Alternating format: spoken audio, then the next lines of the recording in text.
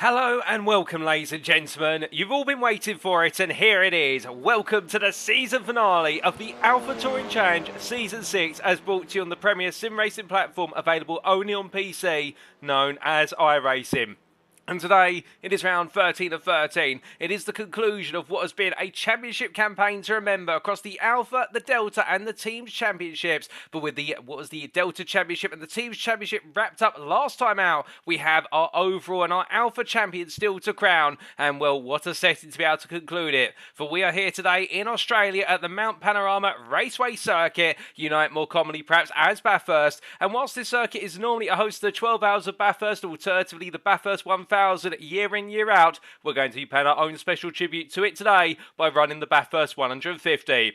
As our drivers take to the circuit, they'll be racing in the special challenge round. And let's take you through the schedule for tonight. Times in Greenwich Mean Time, that's GMT, or Universal Coordinated Time at UTC. We can see there that we'll be kicking off in approximately 14 minutes time with our qualifying session, 15 minutes in duration as is the standard. All our drivers will be taking to the circuit and looking to put in their best possible qualifying performance. Given the circuit here, very tricky to overtake, and with limited overtaking opportunities, track position is going to be ever key. And then we'll be going straight to the grid for our one and only special challenge race. Normally we see our races defined by time, but this one is going to be defined by duration over distance. We'll be 25 laps in total, and who of our drivers will emerge the other side the victor, and in the Alpha Championship, who will take that Alpha Championship crown?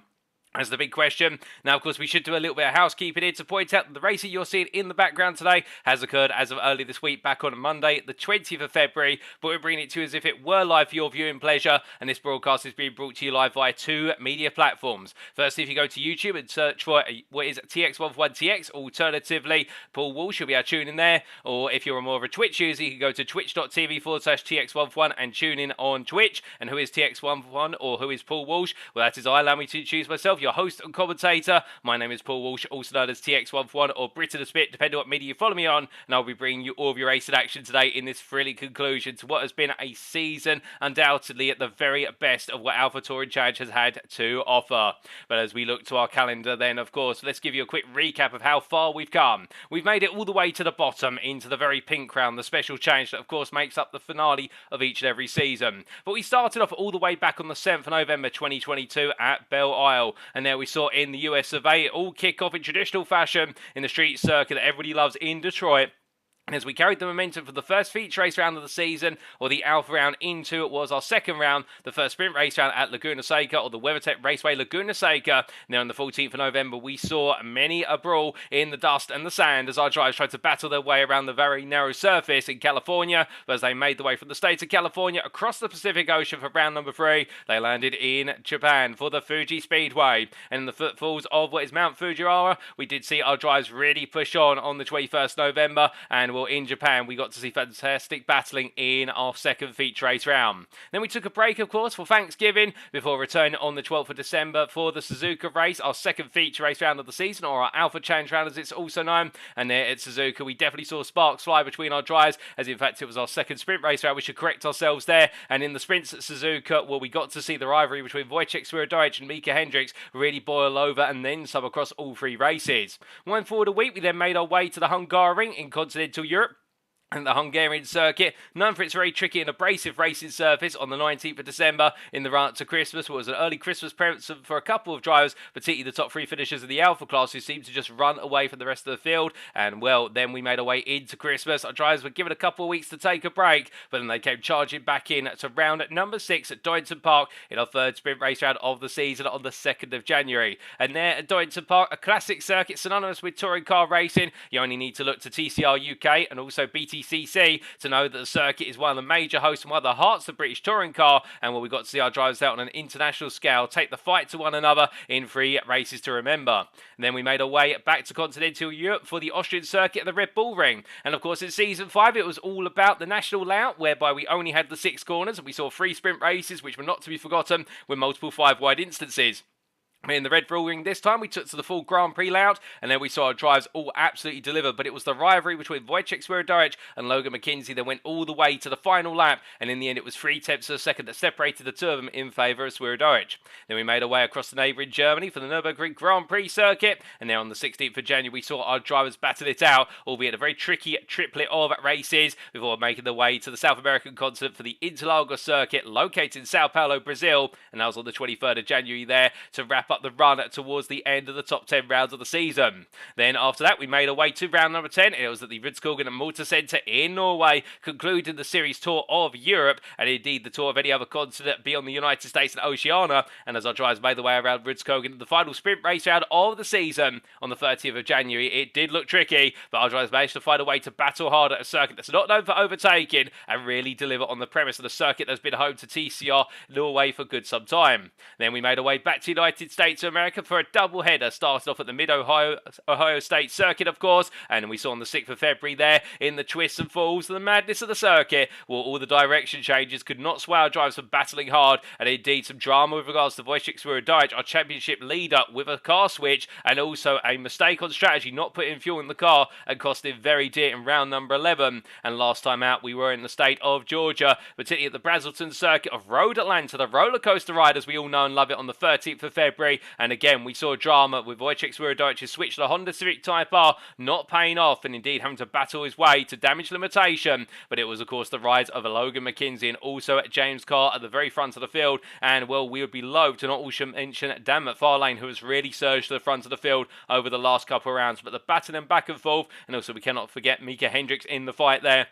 And it was a four-way fight all the way to the final lap, indeed the final couple hundred yards, which ended in drama. But of course now it's the 20th of February in terms of the racing, and we are here at Bathurst today for the conclusion down under in Australia. Now before we come for our circuit to today, let's give you a quick reminder of how that top 10 looks going into today's round. And we can see here Wojciech Świrydowicz leads the way on 632 points. Now given the fact he has a 40-point advantage, you would think at this point it's all said and done. But we do have a couple of things to point out. Firstly, Wojciech Świrydowicz is unable to attend this round, and as a result that means that the championship is now wide open. In the fact we have 4 rivals at the very top there who can all become the Alpha and overall champion for Season 6. Wojciech Świrydowicz has earned the right to be at the top but not in attendance, therefore will not have the ability to get any points on the board, and this of course is a drop score round. It is a mandatory drop score, so Świrydowicz will be earning 0 as of this round, and it will compromise his total point score significantly. This means that primary candidate is now Logan McKinzie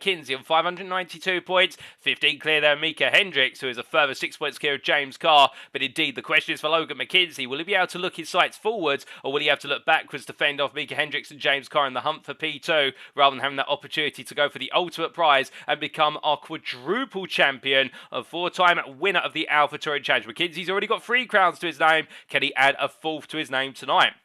Meanwhile, outside the top 4, let's not forget about Franz Wojcik, will be looking to end on a high, running P5 at the moment, and practically securing that P5 versus Matthew Shepka, with the advantage now extended to a margin of what is there 76 points. But still, Wojcik will be looking to end on a high, and Shepka the same, the Honda Civic Type R driver who's battled his way to P6, well clear of Achetela there by 21 points, and can Shepka bring home that P6 come the conclusion. Achetela in P7 in his first season in the Alpha class has done very well, 3 points clear of Jerome Bajulaz, with Justin T. Rhodes there in P9. Of course, what is your Delta champion there on 366 points, and to him today it's all about just seeing if he can end on another class win ahead of David Bauer there, who wraps up the top 10. But as we then look to our permutations away from our top 10, let's talk a little bit about those championship scenarios for today. So what needs to exactly happen for whom to take the championship crown? We start off with Logan McKinzie. All Logan McKinzie needs to do today in order to become the quadruple championship winner is finish P4 or higher. It sounds simple on paper, but of course, we've talked about scenarios like this in the past, and we have seen it in real-world motorsport.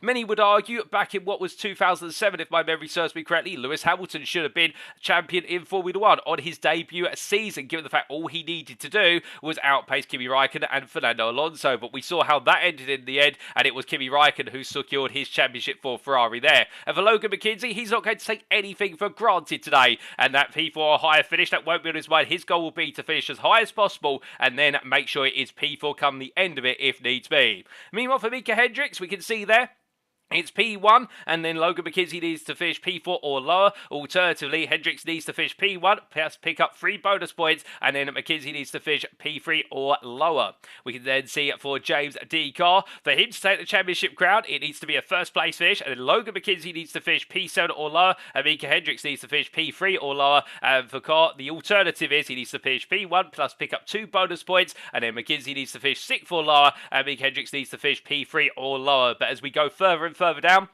what you can see here is the variables that need to occur in order to enable the individual to win become ever more complex, and that's why McKinzie is the certain favourite here. Wojciech Świrydowicz, meanwhile, given the fact he will not be starting today and not able to participate, requires McKinzie to finish P8 or lower, for Hendricks or Micah Hendricks to finish P4 or lower, and James D. Carr to finish P2 or lower, and then Wojciech Świrydowicz will become our new champion. Well, anything can happen, of course, and well, what a circuit for anything to happen at, for it is the Mount Panorama Circuit, and as we can see here, located near the town of Bathurst in the state of New South Wales of Australia, this circuit is one of a very limited number left in the world which makes full use of its road surface in terms of being public roads. Indeed, every road you see our drivers race on here today, they are roads that commuters use to get from home to work on a daily basis, and indeed, if you were to visit Australia, you can drive around the very racing surface that you're going to be seeing tonight. The only difference is you're not allowed to go above the national speed limit, but as our drivers will be definitely going above the national speed limit today. This circuit map provides us by iRacing.com. Thank you to them, of course, for their wonderful simulator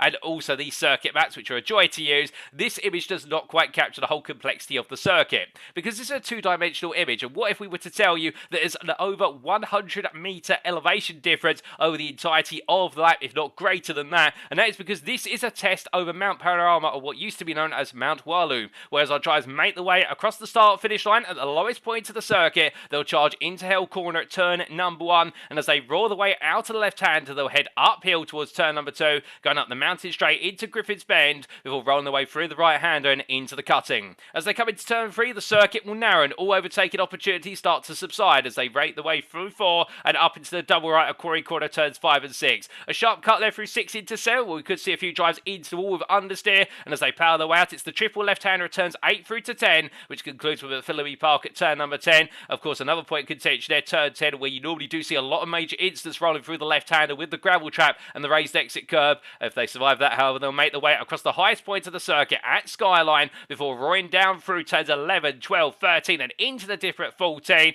Of course, the dipper, such a tight corner where anybody can lose it on power on exit, given the fact it's a huge depression in the road and it kicks the rear of the car around. If they get it right, they'll charge flat out through 15 and 16, trail breaking the way down through 17 into the downhill braking zone of turn 18 to Forest Elbow, and as they exit on out, they'll want to get on the power as soon as possible to roll the way through the kink of 19 and down the Conrod Straight they'll go. They'll reach the highest possible speeds in the run down towards the chase chicane through the kink of 20 and breaking the way into the two corners of 21 and 22. They'll find themselves needing to get back on the power as soon as possible to make their way into Murray's Corner at turn 23 to do it once and do it all over again over 25 laps of race distance. Now, this being a special change round, we do have a slight change with regards to our rules. Firstly, you can see in terms of setup, car fuel loads have been restricted to 55% for this round, and because this is a special challenge round, the rule set is as follows. There is a mandatory pit stop firstly, in which drivers must take on fuel. Of course, they can try to save as much fuel as possible, and I do believe that mandatory pit stop is mandated by the 55% fuel load, but if any of our drivers do try to fuel save to get all the way to the end unscathed on fuel capacity, well, they may just absolutely go for it. A driver shall receive a drive-through penalty if they accumulate 15 or more instant points, and a driver shall be disqualified if they accumulate 18 or more instant points. The following bonus points are available, as is the norm, of course: 1 point for pole position, 1 point for fastest lap, 1 point for the Sublime Finesse Award, which is the fewest instants over the round, 1 point for leading a lap, and 1 point for the Naked Aggression Award, which is the most overtakes over the round. And we should point out all these bonus points are overall based, not class based. So that pole position point will go to the driver who is on overall pole and not class pole, and the same applies through all of the bonus points. But that's enough rules and regulation. I know what you're all here for. You're here for the racing, ladies and gentlemen, and well, it is currently a darkness and night time, but we will very shortly be making our way into the qualifying session, as we do see Justin Rhodes making his way on down there, down the Conrod Straight, and we are only 30 seconds away from going into qualifying. And of course, what we'll do very shortly is cut away before returning to make sure that we do not get any spoilers of those qualifying results. They do sometimes pop up on the broadcast because this is a post-round broadcast, and therefore we're doing everything we can to bring it as close as possible to the live racing action, but we're using an iRacing replay file. But whilst we are waiting to get underway, we say hello to you guys and girls in the Twitch and YouTube chat, and it's good to see so many of you in the YouTube chat in particular, including Matthew Shepka, Daniel Sedano, also then Mark J. Darnell, Francois Schink, and well, everyone else who's yet to say hello. Don't be shy, feel free to say hi, but we're going to be right back, ladies and gentlemen, because it is time for us to go into qualifying.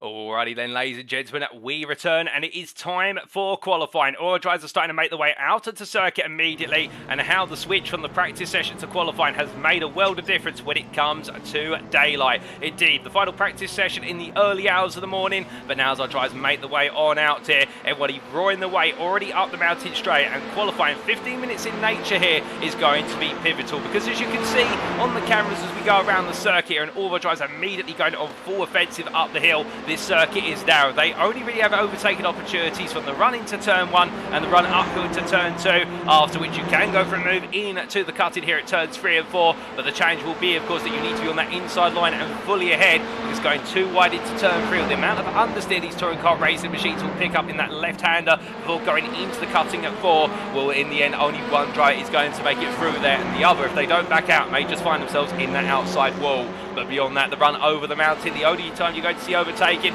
is typically if somebody gets it cataclysmically wrong, and therefore they've had to back out, and somebody can be brave enough to go on around. Otherwise, it's the run down the Conrod straight into the chase chicane, where we see the overtaking opportunities pick up once again, and also at Murray's Corner, the final corner. What does it take here to do a good lap at Bathurst? Well, it takes confidence. That's the most important thing. But it also requires you as a driver to have pinpoint precision. Now, what do we mean by that? You need to know exactly how hard you can push the car from corner to corner over the mountain.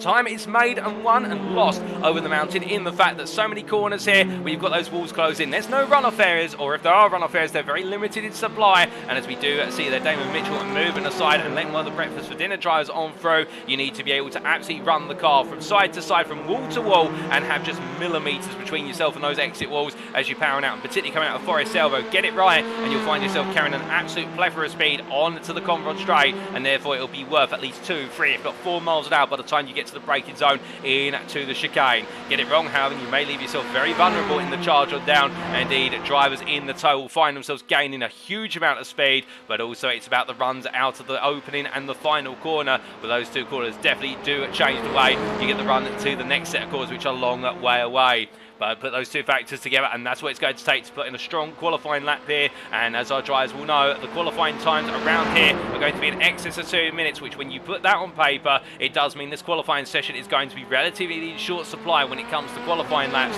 But as our drivers continue the way on around here, we do see Shepka making his way onto his first flying lap, as we do see quite a bit of dirt being kicked up there on the exit turn at number 1, and making the way up the hill here.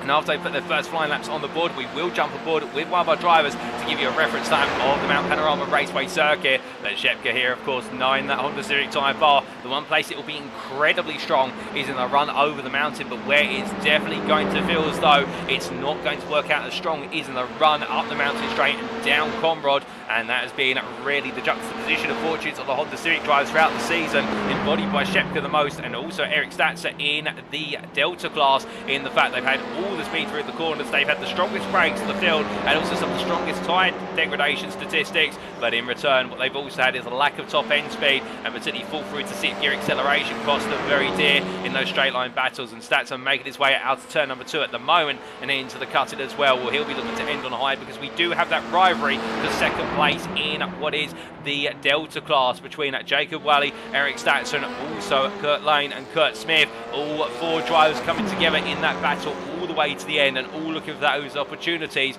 to be able to find themselves the runner-up in class. What with the fact we've already seen Justin Rhodes secure the championship with a round to spare. And speaking of Justin Rhodes, well, you'll see him very shortly, and here he is making his way down into the dipper currently. And as he rolls his way on down here, well, for the breakfast and dinner driver, it is all about just seeing what he can achieve here today, given the fact he's wrapped it all up, so there's no pressure on him, given the advantage being able to give himself over the course of the season. But as he comes charging on through it and rolling his way on down here, we're already a third of the way almost into this qualifying session, and we've yet to get any times on the board. We will very shortly get some times on the board, and well, it's quite fitting. The first driver who's going to put a time up there will be the favourite to take the championship crown in the Alpha and overall categories today, and it is Logan McKinzie looking to make it a fourth on the fly as he comes down into the final corner here. Comes on through to put a first lap on the board and will jump aboard with McKinzie for his next lap. Heading across the timeline, it's a 2-minute 21.377, but as he heads into turn number 1 and breaking out the 50 board, down from 4th to 2nd gear, powers out very smoothly. And as he heads up the hill, this is where we are going to see the Elantra N and also the Audi RS3 really excel in their straight line run. But as he comes up through the gearbox here, making his way on up, gradually building that power up into 5th gear now, and steer clear of the car on the right hand side. They're going a little bit slowly and onto the brakes into turn 2. As he makes his way through Griffin's Bend there, apologies having to go quiet for a brief moment, ladies and gentlemen, but I'm suffering from a bit of a virus at the moment, so coughing a little bit, but making sure that doesn't come through on the microphone. And as he breaks his way into the cutting here, line the car nicely down to 2nd gear and immediately back on the power there, making sure not to get any oversteer under braking. As he comes through quarry corner, through 5 into 6, flat out as he runs his way out of 6 into 7, using both of the curbs there to settle the car, and now going into the triple left-hander. Through 8 he goes, lift off the throttle there for turn at number 9, gets close to the wall but doesn't touch it, then into 10 into McPhillamy Park, lift off the throttle, roll it through 5th gear, hold the speed, and now up towards Skyline, the highest point, and that's all downhill from here. From 11 into 12, trail braking down the gearbox, gear by gear by gear, down to 2nd gear into the dipper, chuck the car in, get back on the power immediately, settle the rear back down, and now head on through turns 14, 15, 16, into 17, trail brake off of 4th, into 3rd gear, into Forest Elbow now, tuck the car in, get the nose it down to 2nd, and on the power, goes a little bit deep there, and you can see the car just starting to roll away from him and having to use a late downshift to 2nd in order to set the car up. I think worried about the fact the rear was going to jerk out otherwise, but as he makes his way on down Conrod now, building back up through the gearbox up to 6th gear, heading on through the crest and now down into the right-hander at 20. And as he gets ready to roll into the right-hander, brings the car to left, opens the apex up, carries as much speed as possible, hits a maximum speed of 151 miles an hour as he breaks the 100 metre board, coming all the way down to 2nd gear, runs it a little bit deep but catches the car on the apex at 22, and as he comes down towards the final corner into Murray's corner, onto the brakes very shortly, looking to his right hand side for his brake marker, braking about 70 metres from corner apex with the 50 board as his guiding line, and as he comes out from 2nd gear, head to the timeline, and McKinzie moves back up to P2 with 19.731, but right now the fastest man on circuit after just getting one lap of the board is Dan McFarlane with a 19.557, and well, whilst he's been a late joiner in this championship, we've definitely seen McFarlane in the Alpha class absolutely taking the fight. His Pierce runs a bit wide there, coming from McPhillamy Park, got to be careful, you can see they're sliding on the grass. And of course, the deeper and deeper he goes through the corner, carrying excess speed, he may just end up carrying a bit too much. He can't keep it under control, and the walls may beckon. That's the last thing we want to see for any driver, so he will need to rein that in at some point. But as he comes on down through Forest Elbow here, McFarlane right now absolutely going for it here. There's no pressure on, of course, this championship campaign, but I think he wants to try and prove a point to everyone, which is that he is one of those drivers who for season 7 could be the big star and the new name to be a champion at the end of the season. Of course, it's a long way away, but right now getting himself set up for an ultimate campaign in a season's time. But as we look to him making his way down Conrod, we do look to our fastest man in the Delta class at the moment. And how can you tell who's an Alpha and a Delta? If you look to the time tell there, you'll notice that our Alphas are represented by a blue stripe. Meanwhile, those who are in the Delta class, or the Prime class if you will, compared to our pros, they are with a purple stripe. But there, Jacob Whaley, the fastest man by what is their 3/10 off of Dan McFarlane's Alpha pole lap. But Whaley on pole for the Deltas over Justin Rhodes by 6 places, and a margin of points 1.3 seconds. Well, he's definitely hit it straight out of the blocks as well as he makes his way on down. We've got to be careful, they're pushing, much like McFarlane doesn't want to carry too much speed through the corners, otherwise it may just cost him dear over the course of this qualifying session. Because if you do have an impact with the wall, then you will find yourself in the end having to reset and go again, and it's going to cost your grand total approximately 5 minutes. But meanwhile, looking to one driver here who's decided to shake things up for the season. Franz Wojciech deciding to go with the Audi RS3 to wrap up his championship campaign. Of course, yet to switch cars until now, so therefore permitted this car swap. And as he powers his way down Conrad, we could see the Audi go quite strong here, given the fact it is the strongest car in the straight line if all cars are equal in terms of the amount of rear wing they're running based on the current iRacing balance of performance. And the RS3 has not been a popular car all season for the reason what it makes for speed in a straight line. It lacks the speed through the corners, but in return, Schinck decided this may be the right thing to do here, and also a very stable platform to work with the Audi as he makes his way down towards turn at 23, coming into the final corner, and Jacob Wally goes overall pole position there. The Delta driver at 19.024, 2/10 faster than anybody else. Of course, the one thing we can't discern is the validity of all the lap times that we're seeing on the board. We have to assume they're valid until proven otherwise will we go to the grid. But Jacob Wally definitely doing everything he can to nail these laps. Our drivers make the way on around. But as they continue to head on through here for the final third of this qualifying session very shortly, James Carr then moves up to P4 on a 19.546. And we can see the belligerents right now in the Alpha Championship, all trying to push on. It's McKinzie, Hendricks and Carr, P2 through to P4, separated by what is there 3.5 tenths between them. So it is the usual three. I think some of you right now might be imagining, if you're a fan of your internet memes and Harry Potter combined together, the old Professor McGonagall, why is it always you three? But it replaced Harry Potter, Hermione Granger and Ronald Weasley with Logan McKinzie, Micah Hendricks and James Carr, and you've got yourself a classic AlphaTauri Challenge meme then. Indeed, our community not too shy of using memes every so often. But coming from memes on not letting things become dreams, will James Carr right now back it out here, and I think decide to let the field go and get himself set for one more lap, and it'll be the next time on around. But meanwhile, we look for drives up towards the front to drive a little bit further back, and decide to switch his livery up here is the Canadian Adrian Fedorowski, who has returned to the Honda Civic Type R in the Dragon Ball Z livery. You may remember this one all the way back in Montreal back in season 5. We decided to bring it back out as he comes into the pit lane here, and will Fedorowski bringing this on in, I think, go for a little bit more fuel, gets it wrong into the pit lane there, but just misses the tyre barrier, so he is in, but he's going to have to reverse that and get it turned around, but he hasn't got long, but he's going to decide to completely turn it around rather than be towed. And I think that's a sensible choice there, so he gives himself one more lap, but he's got to get out there quickly. But as we see Damon Mitchell making the way down into Forest Elba here, getting themselves set up as best as possible, heading on through and down and around. But as we see our drivers rolling the way on through, we also do see and confirmation there from Daniel Sedino saying the pit stop is not mandatory, but the fueling level is to force drivers to pit. And of course, that is one thing we do need to keep in mind here. We are expecting drivers to pit, but can anybody find a way to make the fuel go a long way here? Well, if they do, it will be a huge task. But indeed, we've seen plenty of fuel saving over the course of the season in our feature race rounds or our Alpha Challenge rounds. And could anybody pull off a surprise here today? But as we do look to Daniel Sedino making the way down and through turns 21 and 22 in the old Blue Flag Motorsport livery, the classic one, of course, rolling on out and indeed heading down towards turn number 23. Yeah, it's been a challenging season for the Delta driver as he rolls his way on through, but carrying through the left-hander and charging on out, goes a bit deep and a hit with the wall at Murray's corner, and will parry on out there. That's going to be a tow to the pits for damage on the front right suspension. But meanwhile, more of a drive's making the way around, and we jump aboard with Eric Statzer here as he takes us around for a lap in the Honda Civic Type R.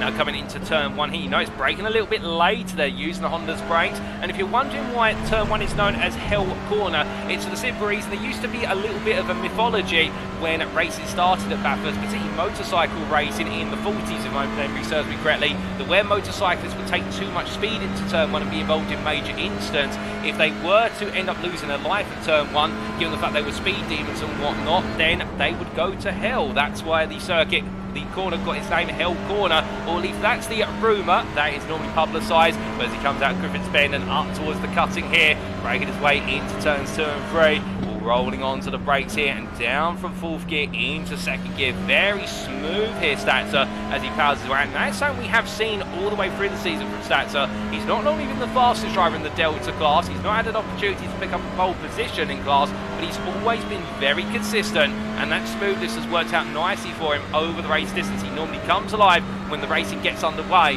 but as he comes through 9 and into 10 here, notice just bringing the car through, not pushing it too much, as he heads through McPhillamy Park and over Skyline and bringing it on down through turns 11, 12. Oh, goodness, we had a bit too much curve and the car into the wall there. And the curve at turn 12 catching another driver out as Stats with contact to the wall. And, well, that will be his qualifying session done and dusted. But it is so easy to lose it. And particularly when you're on low fuel as well, the one thing that you use that fuel in the car for is to stabilise the car, particularly at the start of the race when you've got cold tyres, but you can use the fuel load in order to just settle the rear of the car down. But as you go deeper and deeper into the fuel tank, or in qualifying when you've got no fuel whatsoever, the car will literally dance around on that rear axle. And we just saw there what happened to Stats, whereas he just brought it down, took a bit too much curve, and therefore went over to the wall. Just a gentle glide, but then once the car goes, that's it. You are not stopping it because those walls are ever threatening and ever present.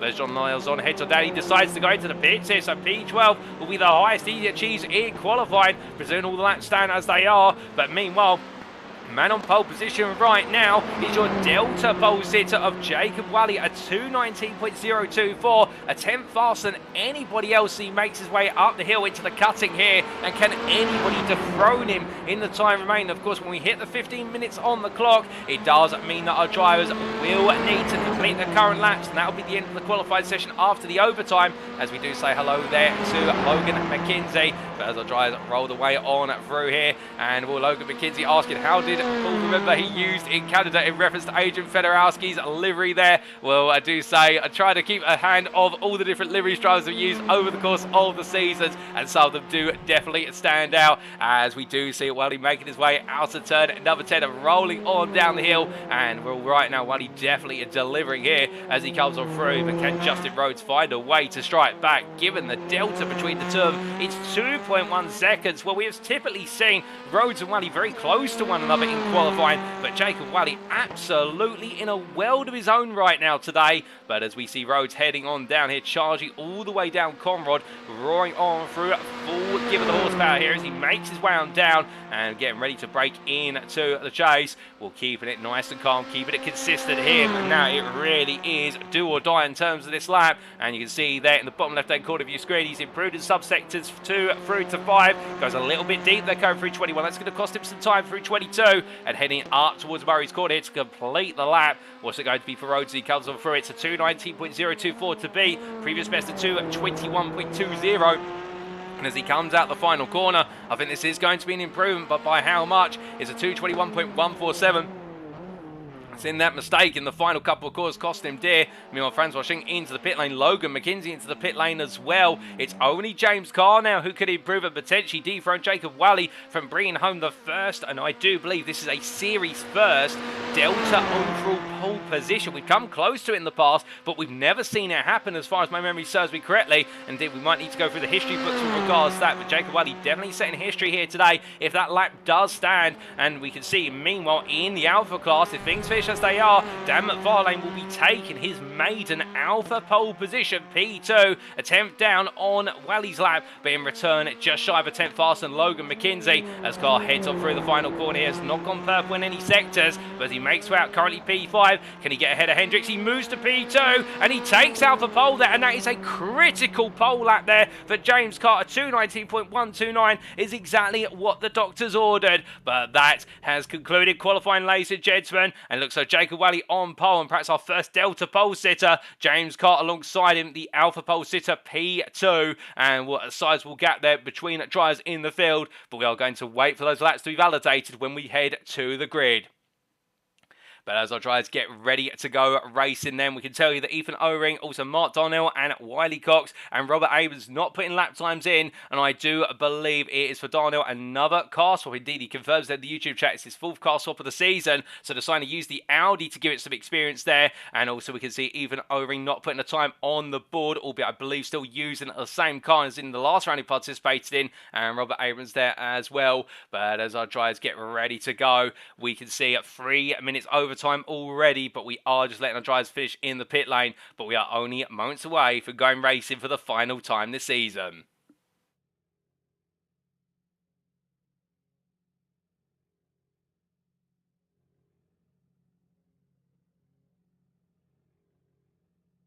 But as we do wait, of course, we also do have a 4 times time modifier today, so we'll be seeing the time flying through in the simulator faster. But now we head to the grid, and it is time to walk you through. James Carr then is confirmed as your pole sitter. Jacob Walley's lap did not count, so therefore he's a bit further down the order. James Carr lines up on the front row in pole position for the Alpha and overall categories for breakfast for dinner, joined there by Dan McFarlane, separated by only 100th to the sim racing grid driver.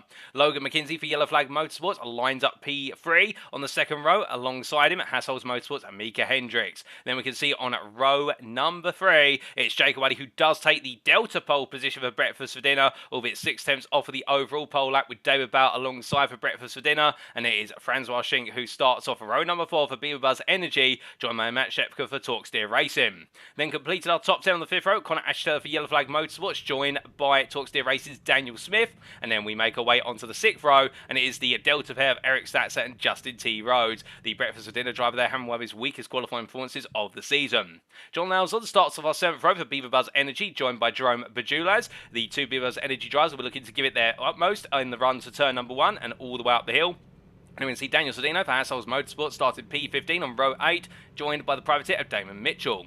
On row number 9, we have the pair of Torque Steer Racers Aaron Law and Kirk Lane, the privateer, followed up completed the top 20 of row 10 by Ethan O-Ring, the privateer, and Robert Abrams for Yellow Flag Motorsports. And then it will be Adrian Fedorowski, the QZ Motorsports driver, who is joined by Wiley Cox P22. And then last but not least is Mark Darnell, who'll be starting on our 12th and final row, with the car swap meaning he's not permitted to take part in qualifying, but he'll be looking to fight his way through for the back of the field as quickly as he possibly can. But we're only 20 seconds away from going racing, ladies and gentlemen. Indeed, the grid is almost mostly set there. We're just waiting for Carr, Hendricks, and also Abrams and Cox to make their way onto the grid. And well, there is James Carr, your pole sitter. Hendricks lines up behind as well. 5 seconds to go here. They've been given the warning, and now we wait for the lights.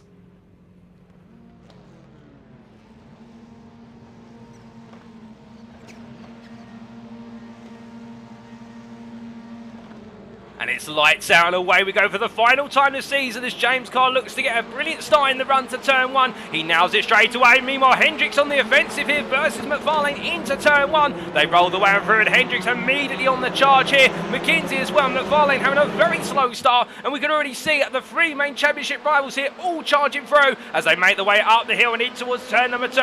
Coming and roaring on through here. They've all got a score to settle with one another as they charge the way on through, and our drivers make the way on up in towards turn number 2 already, and we can see here right now McFarlane trying to come back versus Hendricks, looking up the inside, and well, a slow start for the sim racing grid driver, but as he makes his way out of 2 and up towards 3, side by side here with Hendricks as they come up in towards the cut-in for the first time of asking. Hendricks is going to back out. He knows he can't afford to make any errors here or lose the race early on. It's all pivotal in the championship as meanwhile Jacob Walley holding off with David Bauer there, but immediately Francois Schink gaining 2 places overall and 1 off of David Bauer in the Alpha class. They make the way through Quarry Corner, but rolling on through and around now. Everything settles down for a brief moment here as all the drivers get themselves composed, get themselves set on the first of 25 laps, rolling the way on through into the Philippi Park very shortly, and a bit further back Aaron Lara caught up behind Damon Mitchell, losing ground early on, the same for Mitchell as well. Both drivers losing 2 places, and Ethan Obrick gaining a multitude there. The privateer driver gaining plenty of places early on as he makes his way around in the Skip Barber TCR machine.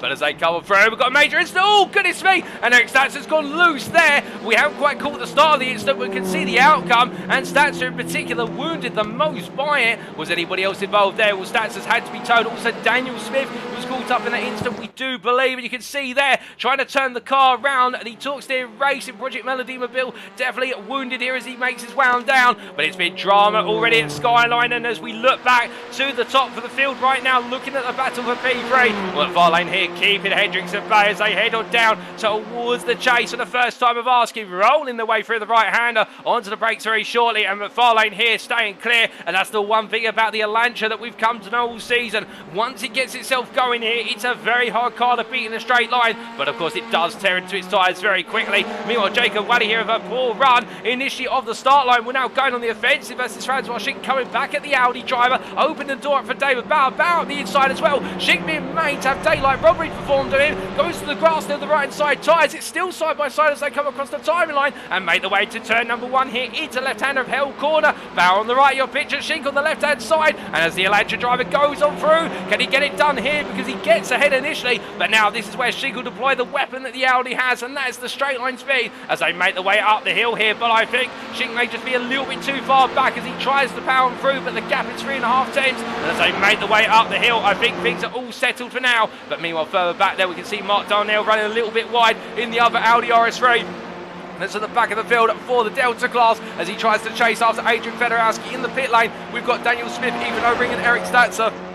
The three drivers have been caught up in the early incidents, and meanwhile we look back up to the midfield here as John Lauzon continues to try and pick his way on through behind the fellow Audi Jerome Bajulas with 3 Audis in attendance here today. The Unicorn car definitely becoming a little bit more of a frequent occurrence as the season has gone on, it would seem, or particularly in this season finale. I think some drivers decided to use this round as a bit of a season 7 pre-test, but as they make the way on through Quarry Corner here, well now Lauzon tucked in behind his teammate and just waiting to try and find his way on through. But as they roar their way in towards Philly Park very shortly, this field started to open up already. We can see the top 10 has broken away on the circuit map. The gap that has opened up between the top 10 and the rest of the field is staggering. I think that may have something to do with the incident that we saw at Skyline on the opening lap, causing the field to spread out. But one thing that is certain is the field may be spreading out, but the action is never too far away. And well, as we look to the leaders here, making their way out of Forest Elbow, it is James Carr who leads ahead of Logan McKinzie, followed by Dan McFarlane in P3, Mick Hendricks in P4, following pursuit 1.5 seconds behind, and then we have Jacob Waddy in at P5. Your Delta lead, having started P5, he's recovered to the position and not looked back. David Bauer in P6 there, ahead of Francois Schick and Matt Shepka P8 behind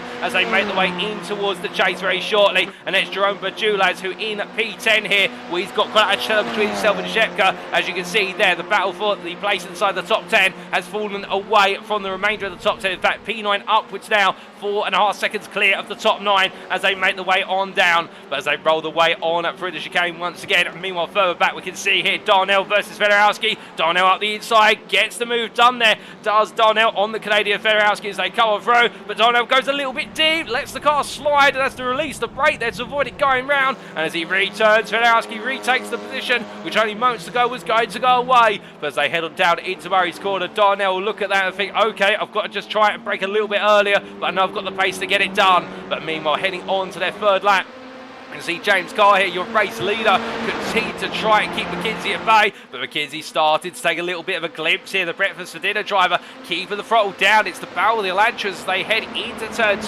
but rolling the way through the right-hander. I think we can already start to see Hendricks is falling backwards, but I think here this may just be as much about fuel saving for the Veloster driver as it is about trying to push on here. And of course, we did say there's a mandatory pit stop, but the fuel load has been set at 55% to mandate that pit stop.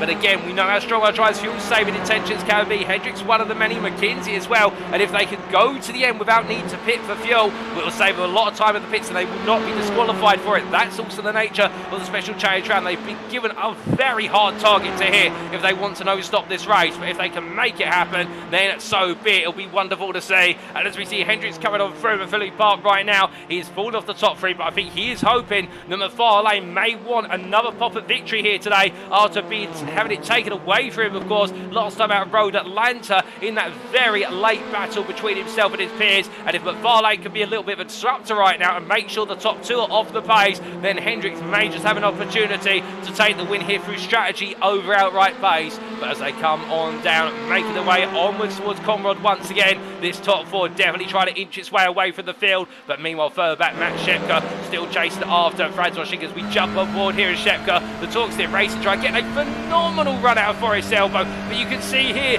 now in the draft he has to be within a couple attempts as a minimum in order to get the toe, but he may just have a chance here as he comes on through, but Schick backing off. And I think Francois Schick deciding, you know, it's not worth my time battling this too hard because we need to go hunting after David Bauer. Shepka comes on through, And of course, there's that big consideration of just how much fuel saving will be going in for our drivers. Meanwhile, further back, Aaron Law looking up the inside here of what is Kirk Lane as they make their way to the braking zone for the chase. And Law moves on up another position. Meanwhile, a little bit further up the road, we've got Jerome Bajulas here, who's being passed by Justin Rhodes. I think, in fact, John Lawson running off at turn 22, and Bajulas and Rhodes both picking the way through as a result here. But it's definitely a continued switch as they make their way across the timeline and onto another lap.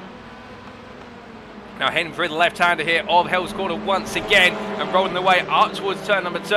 Of course, as they roll the way onwards with these laps, the challenge will be as well to preserve the tyres, because keeping in mind, Bathurst is naturally not too an aggressive a circuit on tyre degradation, but if you do start to experience slides and lockups, it will put a lot of temperature into the tyres, and the front tyres, these touring car racing class machines, with them being front engine front wheel drive, do the majority of the work. But cut that full for a second. Gilles takes a little peek to the inside there versus Justin Rhodes. Can't quite find it, however, as they make their way through Griffin's Bend, and now returns to the norm here, the status quo if you will, as they head on up into the cut-in. But coming back to our point, our drivers will already be thinking about needing to look after those tyres. Can they afford to push hard, or do they need to save them for later on? As they come on through here, turn 9 and up towards 10. McKinzie finds himself in the sandwich there in the battle for the lead. Sandwich between James Carr in front and McFarlane behind. He, of course, will be looking to try and keep McFarlane honestly behind in there as much as he can without losing any time to Carr. But how long is it before he decides, actually, it may be easier if I let McFarlane go, if he seems to have more pace at this point of the race, and I deep need to protect the car instead and give ourselves the opportunity right towards the end. But as they come on down through Forest Elbow here, because we're not seeing any sign, it's unrelenting the pace. But meanwhile, I believe Ethan O'Ring has been involved in an incident on circuit. We just heard he's been towed to the pits, and that's unfortunate. Ethan O'Ring has now had the second tow of his race, and we did not see Wiley Cox or Robert Abrams take to the grid. So we did have 2 retirements before we got underway with the racing, and I believe Ethan O'Ring may have just retired as well due to damage sustained on the car. So our first retirement under race conditions per se. As meanwhile, we look back to Connor Achitella here, and the yellow flag motorsports driver staying absolutely close in behind. Francois Schick, after being passed by Shepka, seems to have fallen well off the pace of Shepka. And again, could we be seeing Schick try to perform a little bit of strategic mastery here and just letting everybody else go and focusing on running his pace in this race? Well, we'll have to wait and find out. We've got a long way to go. This race only heading in towards the conclusion of its first 20% currently. We're on to lap number 5 and 25. We've got a long way in the cards, and we'll have to wait to see exactly when the strategy comes out. As meanwhile, Darnell gets the move done there, and Fedorowski goes around the outside to inside and moves up into P17 there, and what for him is P5 in the Delta class, as Darnell in the Audi continues to try and pick his way on through. And I think this experimentation with the Audi may just be working out in his favour. Perhaps he's found the car that he's most comfortable in the run into Season 7. But alternatively, could it just be that the Audi and him and Bathurst are all synchronising up today? And as he comes through turn at number 1, of course, this is just as much important in terms of his championship aspirations as it is in terms of thinking about the car for next season. But as he powers his way on up the hill, you can already see how he's dropping Fedorowski here. The gap open to 6 tenths. It is closing out very little here with the tow, but that Audi absolutely pulling on the Honda. And as he comes into the next corner, I think he may leave Fedorowski for dust come the end of this lap.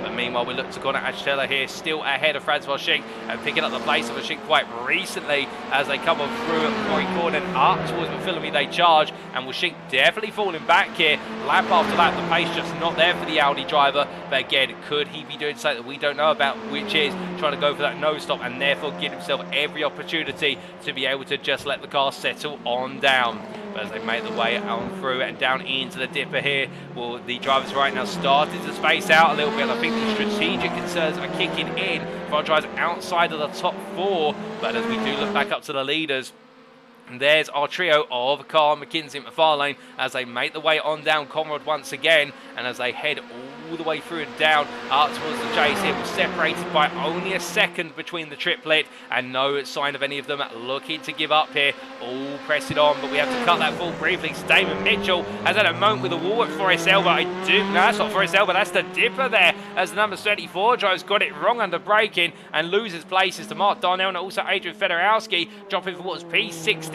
overall to P18. No class position loss, still P12 in the Alpha class, but that's cost him very dear as he now picks things up. But I think it may be a visit to the pits, the premature one at that, as he heads on down. Of course, he may just have to adjust his strategy. But coming back to our top trio here as they head into turn 1 once more. And you can see Hendricks there just staying a bit further back within eye shot and also within a distant tow here. 1.2 seconds off him at McFarlane. And this is a nice place to be for Hendricks because if you put yourself in his shoes, he's getting a distant tow on each of the long straightaways. And that's going to help him save a little bit of fuel, albeit perhaps less so in the run up the mountain straight currently because it's an uphill run. And therefore you do want to shift up quite late in the gear in order to make sure that you maintain the speed and also you don't bog down in the next gear. But the return will be when he goes down Conrod. It's an initial downhill run followed up by a rise and then an even further downhill run, and that's where Hendricks can really start to look at doing some fuel saving on the long straight as he heads his way into the cutting for the 6th time of asking. But as the gaps open up, we jump aboard here with Dan McFarlane and give you a perspective of the sim racing grid driver who has continued to try and hustle Logan McKinzie. You can see how close they're coming through turns 6 and 7 they are as for McFarlane. But you imagine from the driver's perspective, we can't give you from his eyes, but he essentially now has a Hyundai Elantra in front of him that is obscuring most of the curves and the corner entry points. He has to go at this point based on the behaviour of the car in front and also based on muscle memory, and the drivers put in hundreds of hours in the simulator to be able to do this. And the thing with that in mind is in the end they can almost drive this circuit with their eyes closed. They can literally remember corner to corner, and as they roll the way down it just becomes second nature as McFarlane here tucked in behind. You can see how tight he's having to go on entry to Forest Elbow there as we see McKinzie in a small tap to the exit wall. Of course these touring car racing machines can take a knock or two. We see plenty of knocks to the cars over the course of the season, but as they make their way down with Conrad, McKinzie with a slight error, and that may just be a concern for him. If he makes that error multiple times, could that rear right suspension start to feel a little bit of pain? Well, as they head in towards the chase this time, McFarlane getting closer and closer. He's thinking about it here. He's within a 10. He's going to drive it under brake it, but he can't quite find it. And McFarlane backs out there, but quite sensibly thinking about that move down. I think McKinzie started to look a little bit vulnerable as they head in towards Murray's corner. And meanwhile, James Carr is being given all the space of day just to run the lead of this race. But of course, for James Carr, the one downside he has is that he has nobody to potentially do fuel saving offers. Logan McKinzie sets a fastest lap of the race, a 2:19.656. But now, as they make their way on to the next lap, I think McFarlane can say that McKinzie may be the fastest man in this train, but also he is looking the most vulnerable as they head onwards towards lap number 7. They're coming on through, and as they head up the hill, we do look back to Daniel Cedeno, who's come into the pit lane here for Hassel's Motorsports, running the old blue flag motorsport livery as he comes on through and perhaps decides to pit early here and get his mandated pit stop out the rain. Not confident to be able to take all the fuel to the end, so deciding to go for a safety stop here as he comes on through. And well, for him, he's going to come back out and clear air most likely, given the fact the majority of the field has already passed. He'll be dropping it all the way down to P18 as he goes up onto the jack test. There will be some tyres being swapped. Meanwhile, we do look back up to the leading trio here, and James Carr holding the position at the moment. As we jump on board the rear here of James Carr's machine, we can see as they come on through how close it is as they roll the way onwards towards the triple left now of 8 into 10. And McKinzie falling a little bit further back, of course, worried about the dirty air coming on the back of Carr's machine. And as they head into 10, having to therefore bleed a little bit of speed off into these corner apexes, just gives some room. But McFarlane there goes a bit wide, catches the car just in time, but McFarlane was pushing hard and in the end has been caught out as a result of it. And I think McKinzie at this point looking in his rearview mirror, and there might just be a little smile starting to appear in the fact that he's withstood the pressure. Of course, nobody wants to see their rival go off circuit, but when they do, when they're under that much pressure and they've been given a bit of relief, I think for McKinzie it just gives him that mindset now that he is running at a comfortable pace. It's McFarlane who's really having to push the tempo as they head on down. But as they make their way down Conrad, we're hearing from Daniel Cedeno there in the YouTube chat clarifying that the switch of tyres there was by accident, a missed call with regards to the strategy, and that's very unfortunate for Cedeno in terms of the fact that's going to put him a long way down, in fact down to P19, a minute and 10 seconds off the leaders, and will not quite a lap down per se, but definitely now having to fight his way back through the field, having to make up for a lot of lost time.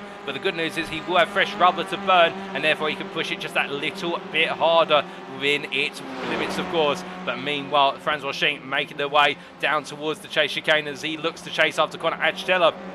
Schink's still in this position at the moment where he's fallen backwards, but now starting to stabilise the fall and no longer tumbling down the places. P9 in the overall standings, P8 in class for the Alphas, and as he chases after fellow class driver Connor Achitella. Well, Wojciech, this investment in the Audi, if it's the right one, we're not quite seeing it yet, but still, we know he's a man with a plan, and there's a reason why he was your season 5 champion in the Alpha category, as he heads into turn number 1. Whilst the championship may not stay with him today, at the same time, he'll be thinking about it's not perhaps been his best campaign, but still, there's plenty of build-upon going into next season. But meanwhile, as we look to Mark Darnell, looking up the inside here versus Kirk Lane in the battle for P3 in the Delta class. They make the way out of Murray's corner and head up towards turn number 1. Darnell on the inside versus the Honda of Lane. Lane gets ahead here, and interestingly now, Darnell stay on the inside and in the air, really forcing the door back open here as a result. But Lane will get the better exit. He's got the whip to play with, but all this battling, look what it's done for Federowski. He's put him right back into the fight. Federowski come the end of the last lap, was a whole second down, but now finds himself right there. But Federowski having to play keep some favourites and pick one driver to back and tuck in behind. And he's gone for the racing line here behind Darnell, who uses the straight line supremacy of the Audi in order to come on through. And Lane loses 2 places at the price of 1 straight as they made the way into Griffin's Bend. Darnell goes a little bit deep, and now Federowski's going to look on the outside as they come into the karting. Will Darnell keep his nose in? He's going to go for it. It's Darnell. Federowski goes around the outside, and in the end, Darnell backs out there, knowing that Federowski was not going to give in. And well, that's bravery there for the QZ Motorsports driver, and he gets it done as he retakes P3 in the Delta class. But Darnell definitely showing that investment in the Audi is working out for him as they make the way through 7 and down into 8 here, and Kirk Lane losing out considerably. But I think just watching at the moment the privateer Pope liveried machine as they make the way into turn number 10. As they come on through McPhillamy Park and on towards Skyline, can Federowski now break away from Darnell? Of course, these two very close to one another early stages of the race, but it looks like Federowski, after a slow start, has definitely now started to find his feet here as he makes his way in towards Forest Elbow. Well, where the telling point's going to be is whether Darnell can get the run out of turn number 18. We run on board here with Darnell, and again, a very tight line for the Audi driver, but he absolutely nails it. And well, I think it's going to be a question of when he goes to move. He goes immediately here, and Darnell absolutely flooring it to perfection as they come up Forest Elbow, as they make their way down Conrad. Now, I don't think Federowski can offer a defence here for the simple reason they're not even halfway down Conrad, and Darnell's already ahead. The gap's opened up to 1.5 tenths. Federowski back into the toe here. Now, if Federowski wants to, he could try and invest with a lunge on the inside, but I think it would be a little bit too early in the day to go for it, and Darnell gets it done there. A brilliant run as they make the way now up towards Murray's corner, and meanwhile, Federowski falling backwards slightly towards Kirk Lane, who's looking at this and thinking, okay, you got the 2 places only moments to go, and now I want my place back, as they make the way through the final corner and onto lap number 9. As they exit on out, meanwhile looking from one triplet to another, we do look to our leading trio here of Carr ahead of McKinzie and McFarlane as they come on through 5 and 6. All right, now the breakfast for dinner driver continuing to hold this advantage, but McKinzie and McFarlane have caught right back up here, and well, right now I think McKinzie may just be trying to get a small signal through to McFarlane, which is let's just stay behind Carr and make him use the fuel for us, and then we'll gain on him in terms of strategy. But as they head over Skyline and now downhill once again, of course, James Carr maybe going for the nose stop like everybody else around him if he thinks everyone else is going for it. McKinzie has staying right in there, and meanwhile Hendricks, of course the third belligerent in this championship fight in P4 at the moment, has dropped to 4.5 seconds off the leader. But Hendricks again, we do suspect he is going for the nose stop given the pace he showed in qualifying versus the pace he's showing at the moment as they make the way down Conrad. But this top 3, if they are due to come into the pit lane, they need to make a lot more time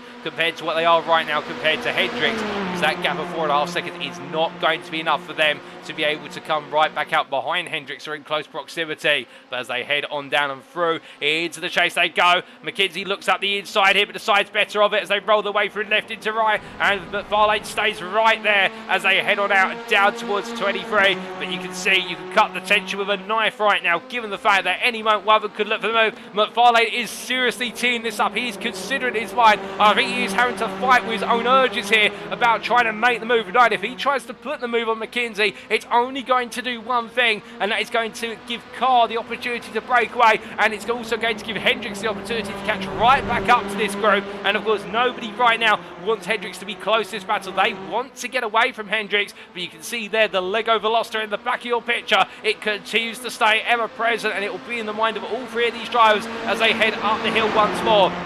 But we're now on to lap number 10. We're almost 40% of the way there. And now McKinsie's looking for the move on Carr as Carr defends on the inside here. Into Griffith's bend. The gloves are coming off. And McKinzie goes to the cutback here. Carr goes a little bit deep. Just avoids the wall there. But as they head into the cut-in, it's McKinzie on the left of your picture. Carr on the right. Carr covers him off as they make the way back into line formation. But McKinzie now starting to press the envelope here. Starting to get under the skin of Carr. He's been waiting. And now I think he recognises that the pace they're running at's not enough here. And he needs to take the lead of this race as they make the way through 6 into 7. And we ride on board once again with McFarlane as he powers his way through the triple left of 8 into 10. And as he comes on through here, the sim racing grid driver, we showed signs only moments ago, are looking for the move of McKinzie. He goes a bit deep there at Mafilame, and now will McFarlane, will he look for the move over Skyline? No, he does not. He backs out. I think sensibly there, just waiting and letting McKinzie reconsolidate his position. And coming down through the dipper, McFarlane just carrying so much speed over the mountain. You can see just how close he gets. He has to turn off line there in order to be able to bleed the speed off in time. But as they make the way down through Forest Albert again, McKinzie goes a little bit deep, a tap to the wall as well. McFarlane's got the move this time. Surely the gap's going to come on down as they power their way down the hill. It's McFarlane on the right, your picture, McKinzie on the left. McKinzie with that small lock has cost him, albeit it's not much, but it is enough. We can see cars offering the tow there to both drivers in equal measure.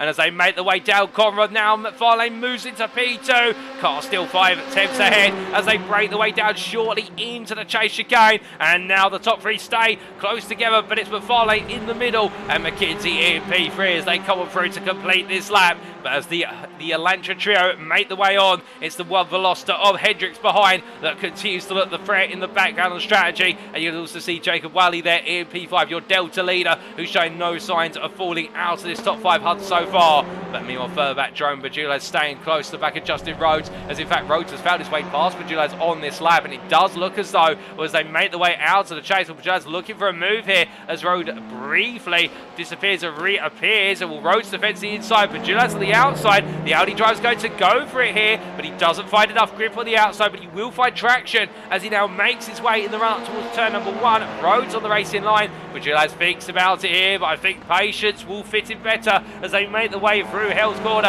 and onwards towards Griffith's Bend now. Up the mountain straight they go, and this is where Bajula's can really deploy the Audi. He can use all the gearbox here to get the move done. Of course, he uses plenty more fuel here when he exercises all the RPM band. But as they get ready to head up into turn number 2, well, now Bajula's ever close within a 10th here, but he decides not to go for it. Or will he go late? No, he definitely does not. And Bajula's, I think, opts in here for Rhodes to try and set the pace one more time as they make the way onwards towards the cut-in. As they come through, we look back to the top 3, and James Carr now under increasing pressure as the gap now staying at 2 tenths. They make the way through McFinley Park, and we ride on board looking back for the race leader. That's down McFarlane's end grill that you can see ever close and ever threatening as they break the way down into the dip. Of what is very noticeable here, McFarlane's almost been spurred on by the fact he's made the move for P2. It's if to say, right, next target is Carr, and I can get him done within a lap, because they make the way down to Forest Hill. Again, look at how McFarlane just gets the nose in there at Forest Hill comfortably. Carr doesn't go deep, but at the same time, McFarlane just seems to have it all worked out that front end. It's almost as if it's a different car. They all run the Elantra, all their own setups, but McFarlane just looks so comfortable. And the speed he's picking up here, the move's going to come as they make the way on down, but he's going to be on the outside for the purposes of going into the chase chicane. He'll be on the inside of the Kings, but as they come on through, Carr backs it off slightly there and can't go for the defense. And as a result, McFarlane takes the lead in this race for the first time, and well, he'll take a bonus point from leading the lap as he makes his way to the timeline very shortly as race leader for Sim Racing Grid. And I think today Dan McFarlane wants to make it a win. There's no question about it. After missing out on the win last time out, after a huge fight for the win all the way through at Road Atlanta, it's now for him to try and redeem what was a great result that went wrong in the final corner of the final lap. And as he comes on to lap number 12, Dan McFarlane going towards the halfway point of this race and now leading as he makes his way out to turn number 1. But meanwhile, as we look a bit further back, we look to Damon Mitchell, who is inch closer to Adrian Federowski, and the Alpha driver here in the 74 car staying close to the back of the Delta driver as they head on down. I think it will be a potential move coming up for Mitchell as he powers up to the gearbox here, looking on towards the inside of the kink. And as he heads on down, we'll nose ahead already for Mitchell. Federowski looks around, trying to defend on the inside. Mitchell covers him off there, and in the end, Federowski just simply tucks on in. As meanwhile, as I look out my cocktail booth window, John Lauzon is into the pit lane, but But meanwhile, we look here to James Carr, who's having to defend into the cut-in versus McKinzie. McKinzie now starting to get a little bit frivolous with the overtaking moves, and I think McKinsie's worried at the far lane. Now that he's been unleashed, he's just going to run away. And of course, remember, for all of our 3 championship hopefuls, Carr, McKinzie and Hendricks, a win for either one of them will go a long way in terms of aspirations today. For McKinzie, keep in mind, all he needs to do to become a quadruple champion is finish P4 high. He doesn't need to move any further. But I think in McKinsie's mind here, of course, the one thing that every racer wants is another win, or they want to finish as high as possible in their championship crowning race. They don't want to just do the bare minimum to get across the line. They want to be more like Ayrton Senna, less like Alan Prost. Of course, Prost the professor for knowing exactly what points were needed, or a touring car equivalent. Of course, if you're a big fan of BTCC, will think of Colin Turkington, the man who builds championship campaigns on knowing exactly where he needs to finish. But meanwhile, Logan McKinzie there, he won't want to build his finishing campaign on making contact with the exit wall for his elbow. Again, that's the 3rd time we've seen it. And I think now for the Yellow Flag Motorsports driver, that may just be a knock too far, and he may be starting to get a bit worried about how this is going to start to affect the car, because you can see there just how much of a gap it's enabled James Carr to open up almost 9/10 as they break the way into the chicane this time around.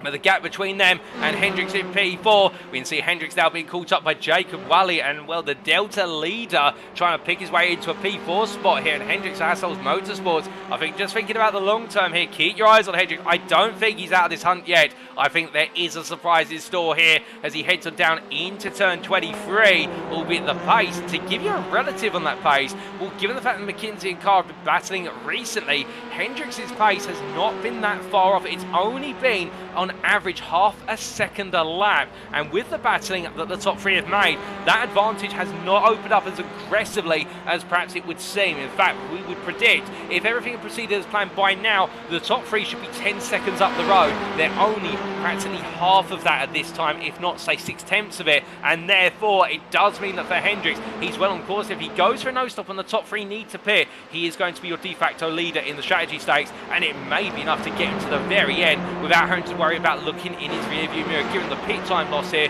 as we're seeing, it's in the region of about 25 to 30 seconds. But as he makes his way into turns 3 and 4, right now keeping his calm, and meanwhile, we can see Justin Rhodes, who has been repassed by Jerome Bajulaz, and Bajulaz in the Audi in the foreground of your picture. Rhodes behind for breakfast for dinner, staying ever close here versus the Audi driver. In fact, Bajulaz there almost going deep to the wall. Rhodes all over the back of him like a bad rash. But Rhodes here, well, he is your champion in the Delta class already, but I think for the number 84 driver, he wants to wind his way on through, but he's just got no response to Jacob Wally's pace here, and Wally definitely looking to be the big name to be going into season 7, given the fact that Rhodes will be the defending champion. But if this is the demonstration of what's coming in season 7, I think already the 2 breakfast for dinner drivers may be starting to look at one another with a little bit cross eyes with regards to both teammates, but they're also going to be battling for that crown. But as we look from them back to Damon Mitchell, having found his way past Adrian Federowski, now going on the offensive versus John Lauzon as they head up into the cutting, but Mitchell having to back off here. 2.5 tenths is the gap as he comes into the cutting, and as he exits and out into Quarry Corner, Mitchell now knowing that it's not really an opportunity to make a move yet as we cross the halfway threshold of this race, but as he heads on through turns 6 and 7, conscious as well not to let Federowski get too much closer, although a near miss with the wall there at turn 7, and to back off and allows on to open that gap up by a further 3 tenths. A lift there from Mitchell to make sure the car didn't bleed too much speed into the wall, and again a near miss out of 9. Mitchell pushing hard here, but I think now starting to experience the limits of the car. As you can see, another tap towards, well, Mitchell trying to calm it down as he makes his way down through the skyline into the dipper. Meanwhile, Justin Rhodes here getting back ahead of Bajulaz over the mountain. I think a mistake for Bajulaz, and now the number 84 driver in that P8 position. We'll try to avoid this back and forth between himself and Bajulaz because it's cost them both time. But as they head down towards turn 23, meanwhile we do look back up to the leaders. And at far lane, well, after trying to make an early break, James Carr right back there with him now within at 3.5 tenths as they head into turn number 2.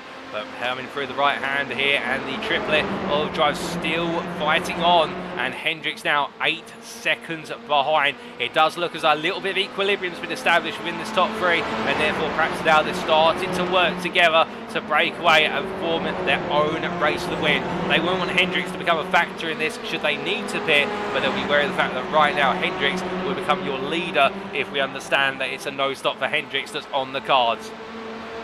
But as they come on out of turn 6, 7 and into 8, 9, 10 once again, and McKinzie falling back as well. In fact, I think McKinzie at this point opted to settle down as we look there to the chat. Logan McKinzie clarifying that last tap to the wall, the third one at Forest Elbow, did some damage to the car. Didn't affect the steering, but the car's balance felt different after. I think that is why we are seeing McKinzie just falling away little by little here, albeit staying well within touch. I think now having to just keep an eye on the car and the behaviour and not push it as much as he has been, but still plenty of time to go, and anything can happen here, of course, until the checker flag is waved and they cross the line. Any one of these drivers could still be the winner. And indeed, if you cast your mind back to season 5, we did have quite a few incidents at Road Atlanta in the season finale, and perhaps the most notable one for all the wrong reasons, one of our drivers ended up in the catch fence coming out of turn number 5 in a horrific incident. Well, we don't want to see any repeat of that today, but we have already seen the mountain claim a few drivers in terms of making them tow to the pit, and Will McFarlane right now making sure that this circuit's not claiming him and doing everything right to claim his maiden victory in the series. As he comes out of 22 and up towards 23 now, well, as they head on through and into the rain zone, will any one of them pull to the pit lane? No, they all stay on circuit. Meanwhile, further back, Damon Mitchell. Oh, goodness me, John Lau's on to the wall there on the exit of turn number 9, having to be towed to the pit, so it's been a knock to the wall. We're not sure what's happened to Lau's on, but the thing we do know is that his race has headed to dire straits. Meanwhile, Daniel Smith here, after the incident at Skylon lap 1, now trying to pick his way back through the field.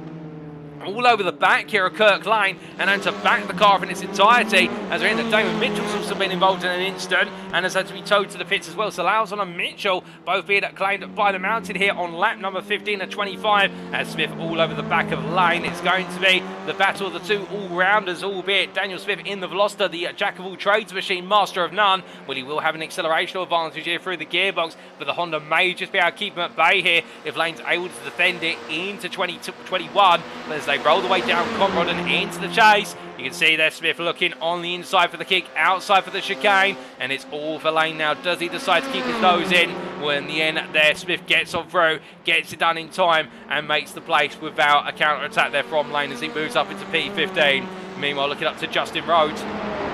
Rhodes and Padilla still nose to tail as they make their way onto another lap, and well, the two of them separated here by only a couple of attempts, lap after lap, and as they head into the cutting, onto the brakes they go. Rhodes have a little bit of a slide under brake, and you can see Padilla's having to react to that by stopping the car and sliding himself.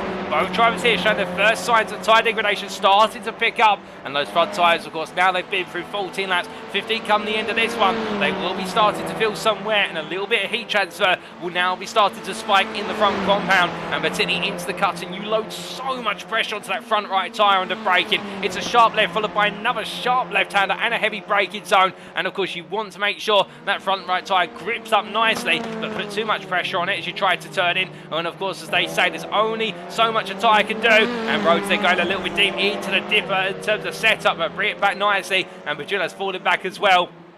As meanwhile, our top three continue to charge off into the distance here. We can see McFarlane trying to put more gap between himself and Carr. Now that gap up to 7 tenths. And Carr here still keeping McKinzie behind him. But McKinzie all over the back as they make their way into the final quarter to go onto lap number 16. And now as we continue to push on through into the final 40% of today's racing, McKinzie sets the fastest lap of the race at a 19.288. But the top three all evenly matched on pace here. Right the way through the left-hander and up the hill now, up Mountain Straight they go once again, and McKinzie doing everything as we ride on board here to keep Carr under pressure, and of course he won't be too worried about the fact that McFarlane's leading. He won't be too worried about the fact that Carr's P2. So all McKinzie needs to do is finish P4 or higher, and this is exactly what he's doing right now. Of course, the thing that will be on his mind is what's going on behind. If there's any glimpse of that nose stop coming from not just Hendricks, but also say Wally, Shepka, Schick, Rhodes, Pajulas and Bauer, then that could completely overturn the apple cart here as they make their way into 3 and 4. Into the cutting they go. Different lines being used here, but I think McKinzie right now is just having to place faith in the strategy he's picked. Of course, it's a horrible place to be. I can tell you, ladies and gentlemen, when you are potentially looking at the championship being on the line, you've invested in the strategy, you're 60% into the race, and you don't know what the guys behind you are doing on the strategy. Will they be able to jump ahead of you? Will you be in the right spot after you count the pit lane? Presuming that this top three's got to pit as well, unless they've been fuel saving and battling this hard, but I doubt it. They've been pushing so hard on fuel. But the key thing is here, here. Now you can't let any self-doubt come in, and you definitely can't be thinking about it whilst you're roaring on down through Skyline into the dipper. And when you've got the gargantuan rear end of the breakfast for dinner machine piloted by James Carr right in front of you there, you're not going to make contact with it. Your mind's got to be on one thing, and that is getting to the checkered flag. It's got to be getting your car on around, not making any mistakes. It's a brush with the wall again from McKinzie. The man absolutely dancing with fate there as he makes his way on 19. And as he heads up Conroth this time, well, the challenge will be now is can he afford to push that corner again, given the knock he's had, and he'll be mindful of the fact that every scrape is another brush. It's almost as if he's using his 9 lives if you were to liken him to a cat here, and well, he's already used 4 of them as they make their way in to the break-ins over the chicane. McFarlane under pressure here from James Carr, and Carr can't quite make it count, and McFarlane here deciding just to say, you know what, I see you coming, I'm not going to flinch, I'm just simply going to stay on my line. But as the trio head down into the final quarter again, that'll be the 16th lap complete. We still got another, 8 to go as they make their way out of the corner. But meanwhile, James Carver, rare error, McKinzie gets the power down. Across the timeline they go. McKinzie on the inside here, and I think Carr's not going to be able for a defence to this one, and just lets it go. So that way McFarlane does not get the opportunity to break away as McKinzie returns to P2. As they head their way up the mountain straight, the gap's open to a second now, and McKinsey's got to decide whether he invests or not in order to try and close this up. But meanwhile, as the top 3 make their way past our cameraman, look to P4, and there's Micah Hendricks, the Hassel's Motorsports driver, who is Jacob Wally, all in his rear view mirror as they make the way on through. And then a bit further back, we do have to go a further 13 seconds back to Matthew Shepka here in P6 as Jerome Bagilas into the pit lane in that battle with Justin Rhodes from P9. And well, as the drivers make the way on up the hill, Bagilas into the pits, David Bauer staying on out here. And I also can tell you that Aaron Lars coming to the pit lane, so a good number of drivers now starting to reveal their hands in terms of strategy. As we're in that John Lauzon still in the pit lane, and it may be a premature retirement for John Lauzon as a result of that incident earlier on. But as we see Shepka continue to run in a lonely P6 at this time, but bringing home a P5 in the Alpha class if things fish as they currently stand. Making his way out of the pit lane, Jerome Bagilas in P11 now, but he's going to have to chase down Justin Rhodes. Of course, the two of them neck and neck when he came into the pit lane, battling for P8 overall. And now for Bagilas, it's all about delivering these laps, as if they're qualifying laps, get the tyres back up to temperature and go full attack. Meanwhile, Mark Darnell having made one pit stop already, quite making an early pit stop.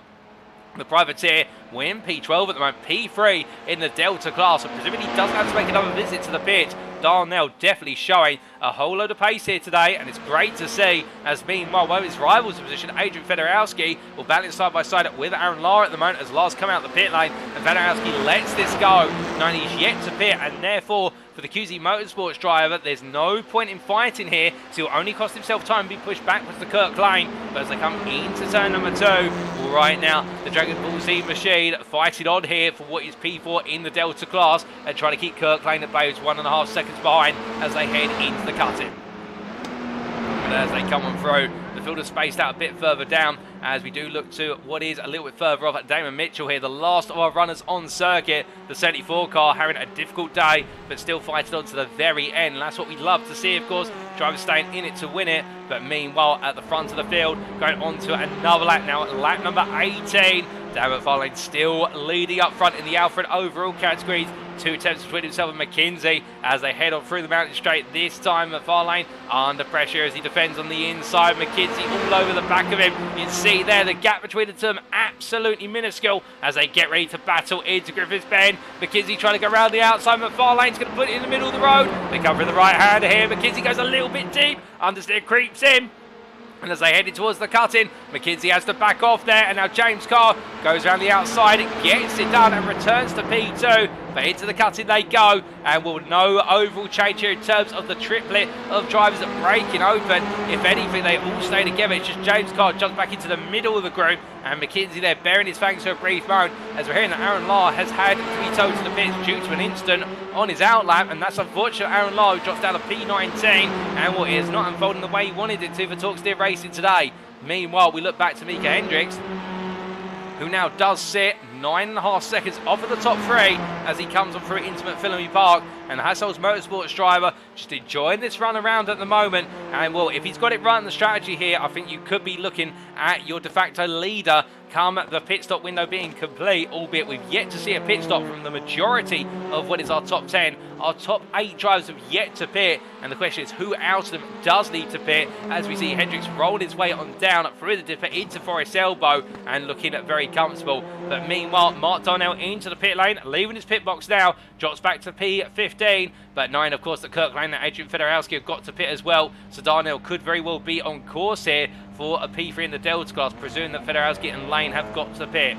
But meanwhile, as we look from them to James Carr, you can see here in that battle for the lead, James Carr still keeping McKinzie at bay, but as they come out to 22, a mistake there from Carr, he covers the inside as they head on down, and James Carr's peeling into the pit lane. So we are seeing one of the 3 declaring they're on a one-stop strategy here, and now Hendricks will look at this.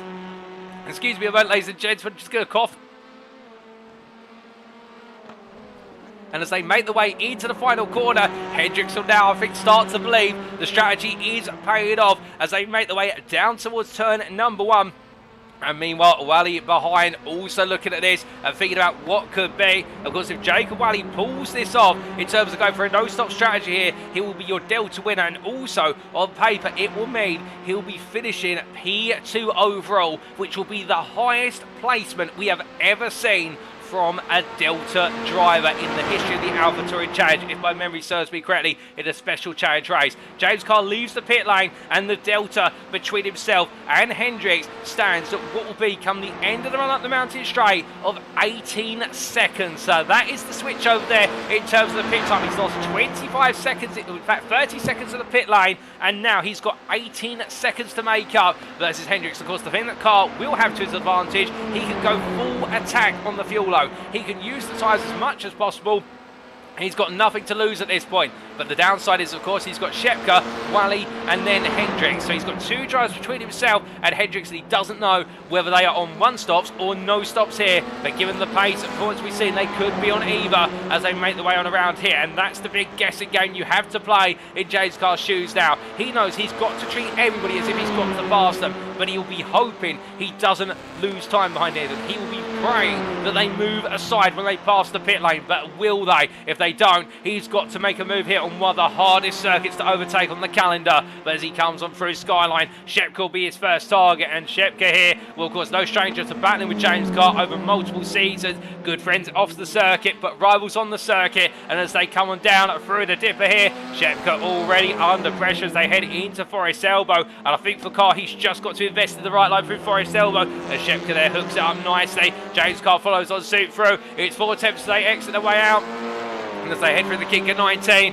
it's now on to Conrad. And for Shepka here, has he done enough to keep Carr at bay? Does he decide to fully commit to keeping Carr at bay as well? Or could he just let this go, recognising perhaps the strategy is not going to go his way? Those are all the conundrums. But as he heads on down here, McFarlane and McKinzie cross the timeline, go to lap 20. Shepka meanwhile covers off Carr there. Carr switches back to the inside. And on the brakes there, it's going to be a battle of the late breakers. James Carr up the inside, takes a little bit of grass at the exit of turn number 21, but he gets it done there as they leave the chicane. Shepka put up the defence, but in the end, James Carr passes the first hurdle. The next one now, Jacob Wally, his teammate from breakfast to dinner. On paper, you wouldn't expect Wally to put up a defence here. I think he'll be given the order as soon as Carr gets close. Move aside. It's a championship campaign on the line, but as they head into turn number 1, because the next gap that Carr's got to close down is a gap of 16 seconds here, presuming that Wally is not going to pit. And well, right now, given the number of laps that are remaining, and to put it in perspective, Hendricks on a way is 219s at this time, high 219s, is absolutely on course here on a no-stop to become your winner again. Presuming that McFarlane and McKinzie are not no-stopping, they've got to come in at some point. But Hendricks here, if he's got this right, this is going to be perhaps the biggest strategic gamble we have seen all season, and it is going to pay off dividends. Will it be enough for him to claim the championship at this rate? It may just be. It all depends. We'll double check our notes. It may not have, because given the fact that McKinzie right now, based on the way the timings would go, McKinzie would be expected to come back out in P4, and therefore it would be enough for McKinzie to become champion. But as they come on down the hill and roll their way in to the dipper, Hendricks can't focus on that at the moment. And again, when you're in Hendricks' shoes, you've just got to believe you've done enough, and then everything else comes down to the hands of the racing gods when you're particularly the underdog. And in that championship scenario. But as he comes out of Forest Elbow, Wally's still right there, staying hot on his heels as they power the way down. Meanwhile, you saw them slightly off into the distance. They cleared the ridge line on the run down Conrad, and here is McFarlane still leading the race, still holding a half a second to 6/10 gap over Logan McKinzie. And as they come through the chase chicane this time, will now catch it up to Daniel Cedeno P17, and the blue flags will be waiting for Cedeno in the right time. As they head their way into turn 23 once more. They go a 20th lap without pitting. Meanwhile, we're hearing that David Bauer has had to be towed to the pit. Further back, meanwhile, Kirk Lane battling side by side with Adrian Fedorowski. And this is the move here for P3 in the Delta class. And Lane and Fedorowski both yet to pit. And Lane moves up a position here as they head into the cut-in. And will Lane leaving it very late in the day. But it looks like these two may just be onto a no-stop as well. And as they head on through the Quarry corner here and up towards turn 7, has Lane pulled a strategic blinder here to return to the podium and get one step ahead of Fedorowski, who's also been on a no-stop. Well, we'll have to see. With not long to go, if they are planning to pit, well, the fuel tank is going to be critical. Of course, we could see drives dive to the pits, that final lap pit stop. It's not unheard of course. But meanwhile, as they come on through, Fedorowski taking a bit of yard trimmings there as he makes his way into Skyline. And I think the QZ Motorsports drive just a bit too close for comfort in the dirty air off of the back of Lane's Honda, as both of the Honda drivers here make their way through the dipper. We're coming down a brilliant battle between the two of them. Of course, these two battling one another quite early on in this season, but then we've seen quite a pause in the proceedings between the two of them. But now both of them back out of the circuit fighting hard here, and both using the full width for Forest Elbow. It's synchronicity. They're beautiful to see as they head on down Conrad, but Lane open out their gap to almost 8/10 over the mountain, and Lane definitely in control right now with Darnell a further 8 seconds back, chasing after these guys at rapid rate knots. In fact, he's taking 2 seconds a lap out of them at this pace. Of course, they battled on this lap, so he's going to take even more time out of them. But Darnell flying here, but has he got enough time to get it done? Because when the leaders come on around, next time it will be, 4 laps to go, of course, for Darnell and Fedorowski and Lane. They've got 5 laps to go when they cross the timeline, given the fact they are almost a lap down now, with the leaders just going on to Conrad as Darnell leaves it. But as he powers on out here, definitely pushing always the privateer. As meanwhile, we look to Lane, and he heads now onto lap number 21. So 5 to go for him, and for Lane, keeping it smart, keeping it consistent, and not putting a foot wrong. But meanwhile, as we look back to your race leaders over on in the Alpha class, McFarlane continues to hold that gap and the sway over McKinzie. The gap now 1 second as they clear Daniel Cedeno. They head towards the pit entry line here. Will he be coming on in this time? No, he stays over to left though, and I think he's trying to perhaps deceive McKinzie into thinking he's coming in this lap every time, or trying to get into his head slightly, but just gradually letting the car come through. As he heads across the timeline now, lap 22, 4 remaining as he heads into turn 1 once again. Meanwhile, we look back to Fedorowski, who's all over the back of Lane once more in this battle for P3 in the Delta class. As we jump on board here with the QZ Motorsports Honda driver, well, in this pursuit, the challenge will be equal machines here by the setup and the driver, and therefore they've got to pick the right way of driving this, as we're hearing that Justin Rhodes right now having some technical difficulties in terms of connection, but no signs of that connection causing the retirement. Meanwhile, Franz Rushing is into the pit lane from, at the time, P7. As you can hear there briefly, Fedorowski having to lift as Lane gets a little bit of a tank slapper there, coming from McPhillamy Park onto the grass, and in the end it does look as though Lane's into the wall, and that's a disaster for Lane. It's a knock to the wall. It's not cataclysmic, or is it? In fact, I think it is. As he parks the car up there, the car rolls a little bit, but he doesn't feel safe to continue. He lets Darnell go, and now he lets the car rolling down, but that damage is going to really hurt his race, as Eric Statz are now catching up as well, and Statz are looking at an opportunity here as Lane just pulls aside, which one knock to the wall, but it's been hard enough to completely undermine all the hard work of Kirk Lane. And when you got to feel for him in an absolutely brilliant showing today, and it's one corner of McPhillamy that's done all the damage. Stats is now up into P5 in the Delta class, and Fedorowski looking at a clear run potentially to complete the run to the bottom step of the podium. Meanwhile, we do look to just coming through the same corners where Lane got it wrong. Hendricks here heading on down through the dipper, still with Jacob Wally all on his rear. But for Hendricks here, I think he's withstood the pressure of the Delta drive, and I don't think Wally wants to get involved here, because can you imagine if Wally was to put a move on right now and it saw both of them out of this race? Not saying it would happen, but of course it would really frustrated Hendricks, so you can understand there just how much it would mean to him, the fact that he's done everything right so far, and well, he will not want anything to undermine the run of this race as he heads on down Conrod here. Everything's in control for him at the moment. He's just waiting to see whether he's played the right dice roll as he heads on down into the chase.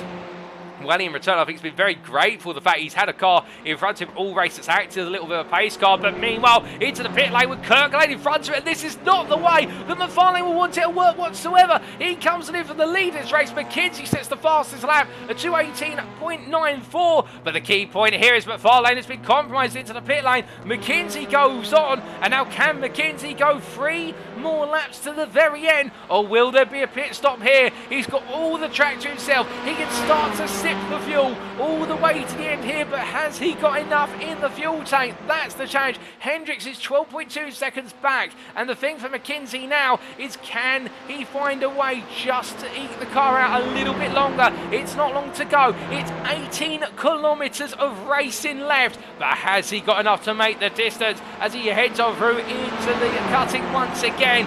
Meanwhile, Hendricks behind here, now up into P2. The grin is going to turn into a slight smile. It's going to be a full-blown smile if he sees McKinzie coming to the pits. And then the question is, will Jacob Wally look at this and think, you know what, I want to go and make history and become the first Delta overall winner in the special challenge? Well, right now, Hendricks won't be thinking about that. He'll be thinking about the fact that he's got a companion behind him, but it's all going his way little by little. Shepka's into the pit lane. He's just taken his pit stop. Rhodes is into the pit lane and leaving now. Shepka returns to P6. Ashteller behind.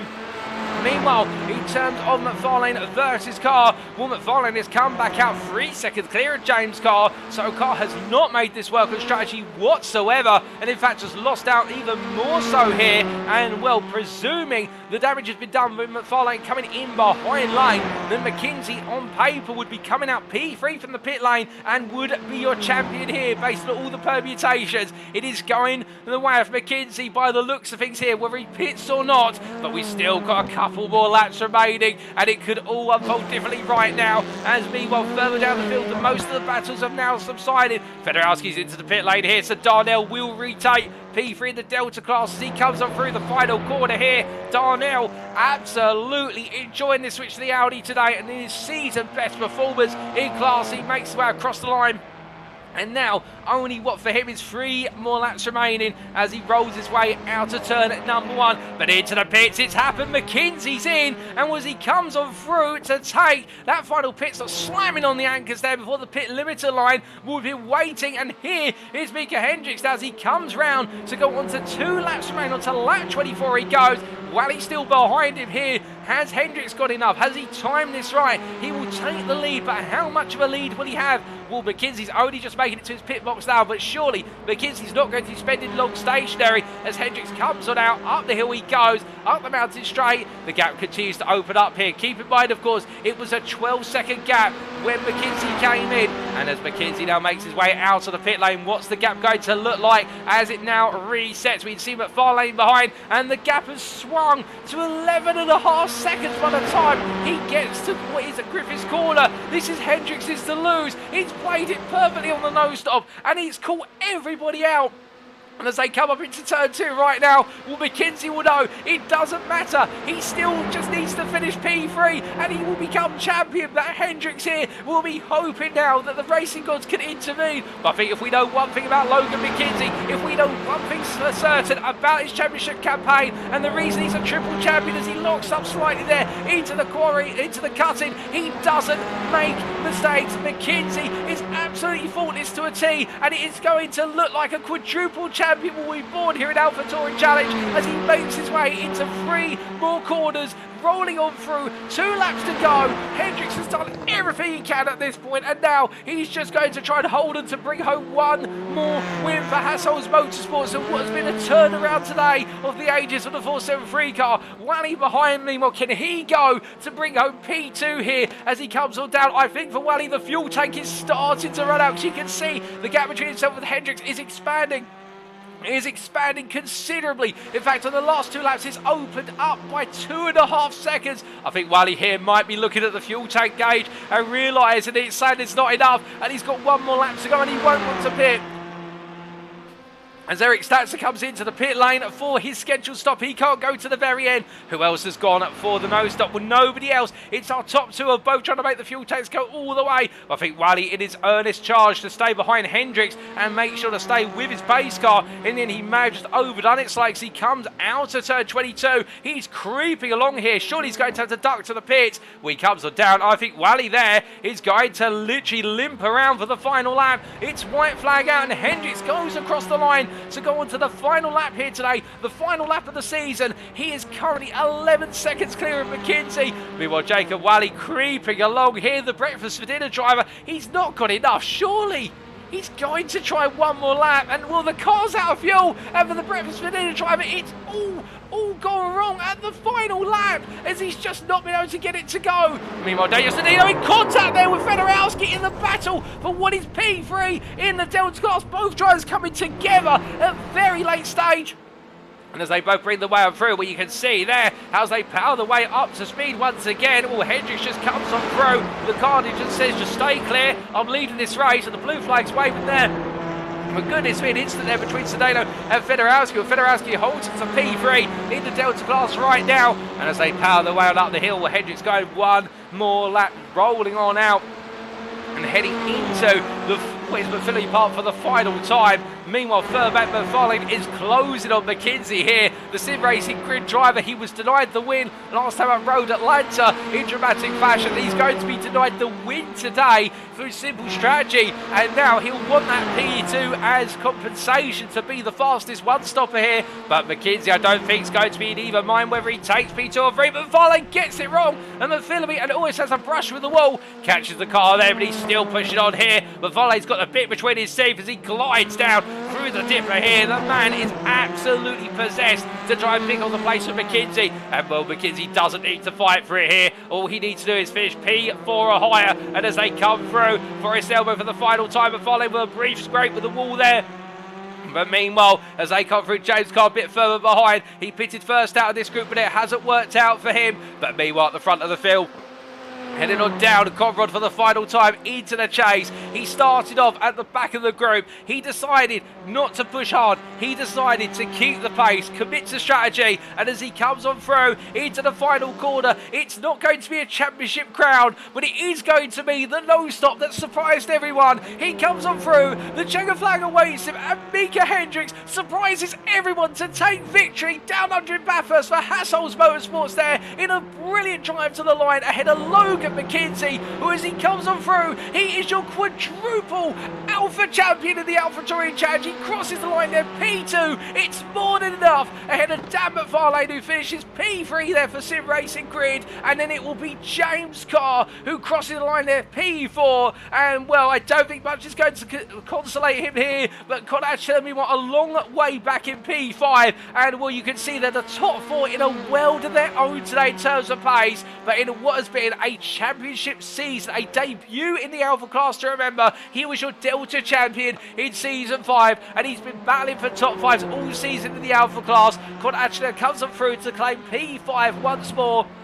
As he comes to the timeline, Francois Schick will then finish P6 in the Audi RS3 for Buzz Energy, and then it will be Justin Rhodes who is your winner in the Delta class after Jacob Welly's strategic mistake. In the end, the breakfast for dinner driver ended his campaign as your champion in the Delta class, and on the high of another win, Matt Shepka with a late error, as we're to understand it, finishes P8. You can see the damage on the front of the car, and then Daniel Smith way back coming on home to P9, and it will be Mark Darnell who is your final finisher on the lead lap. We've already had Daniel Sedano finish P11, away his third place in the Delta class, ahead of Adrian Federowski, Kirk Lane and Eric Statzer, and Jacob Wally in the pit lane there, P15, but Daniel Smith coming on through to take P9 overall and what is P8 in the Alpha class for Torque Steer Racing, and what has been a troubled day for Daniel Smith, but a great recovery to finish inside the top 10. And then Mark Darnell, well, what a pick for the Audi, having started from the back of the grid,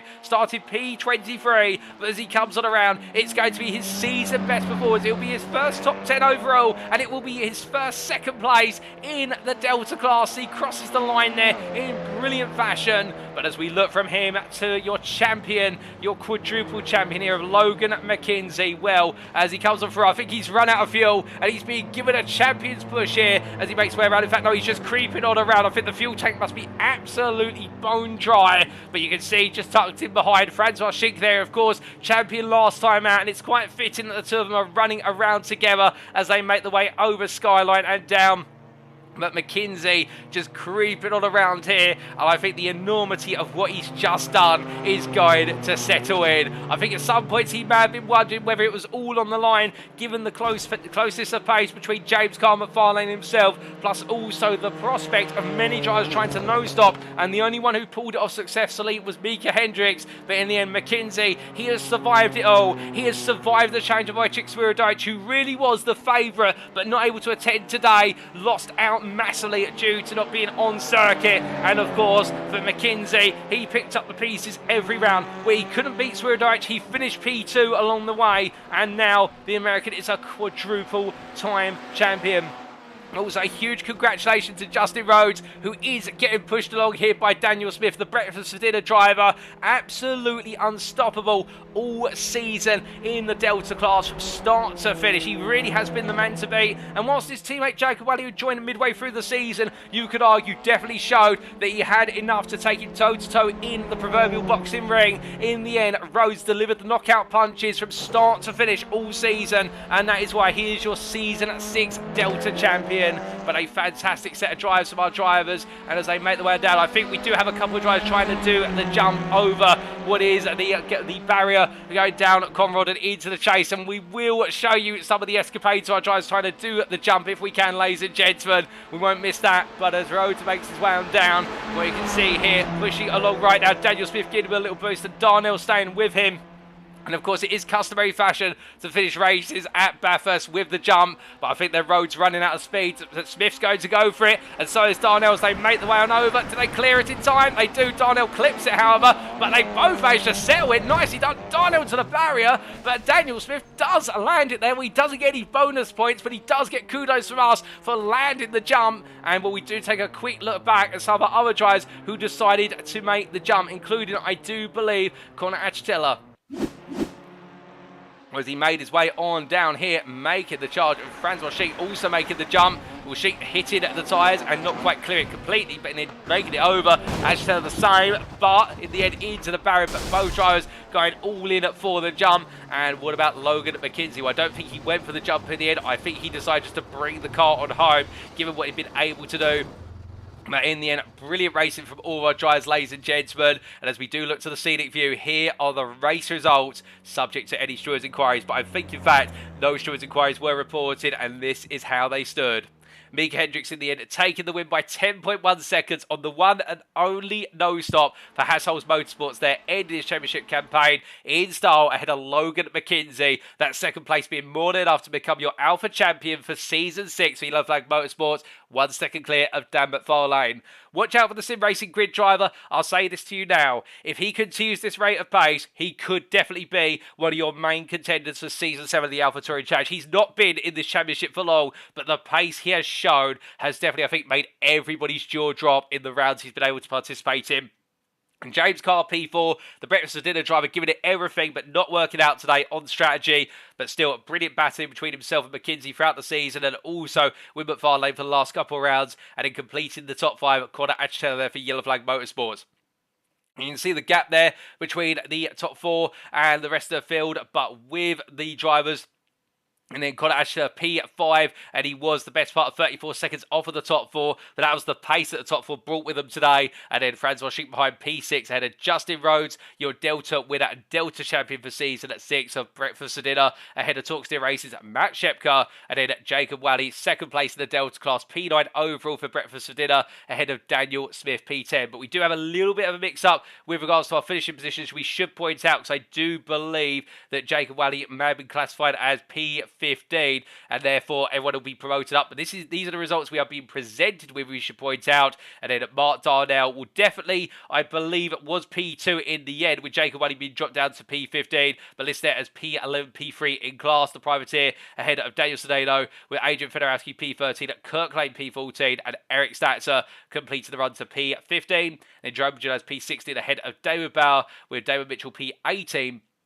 And as we continue our way on down, Aaron Ladd P19 for Talk Steer Racing with that unfortunate retirement. And indeed, John Letlow's on the same P20 ahead of Ethan O'Ring. And then Robert Abrams and Wiley Cox not taking it to the grid. But a brilliant race all the way through today. And I do believe if it is that Jacob Wally finished P15, then we will see a good number of drivers promoted. Indeed, a first, second place of the season for Mark Darnell. And Daniel Sedano back on that Delta podium. But congratulations to all our drivers for what was an absolutely fantastic end to the season. And we'll do give us a brief moment, ladies and gentlemen. We'll be right back to walk you through those final championship standings.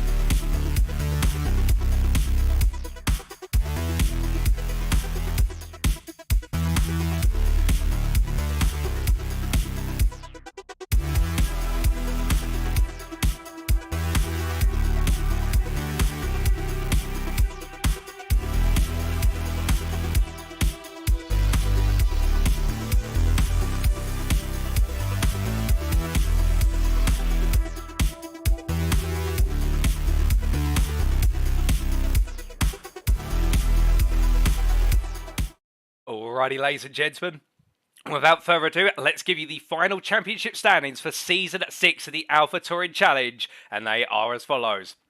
The top 10, as we can see here, Logan McKinzie, your champion in the end overall and in the Alpha class, by 12 points over Micah Hendricks. It was a close season throughout. We got to see a back-and-forth fight between McKinzie, Hendricks, Świrydowicz and Carr, but it was McKinzie in the end, whose consistency and run of podiums and the amount of damage limitation McKinzie delivered when it mattered most was enough to enable him to make it his 4th championship crown. Micah Hendricks, P2 there on 643 points. Not to be his championship crown this season.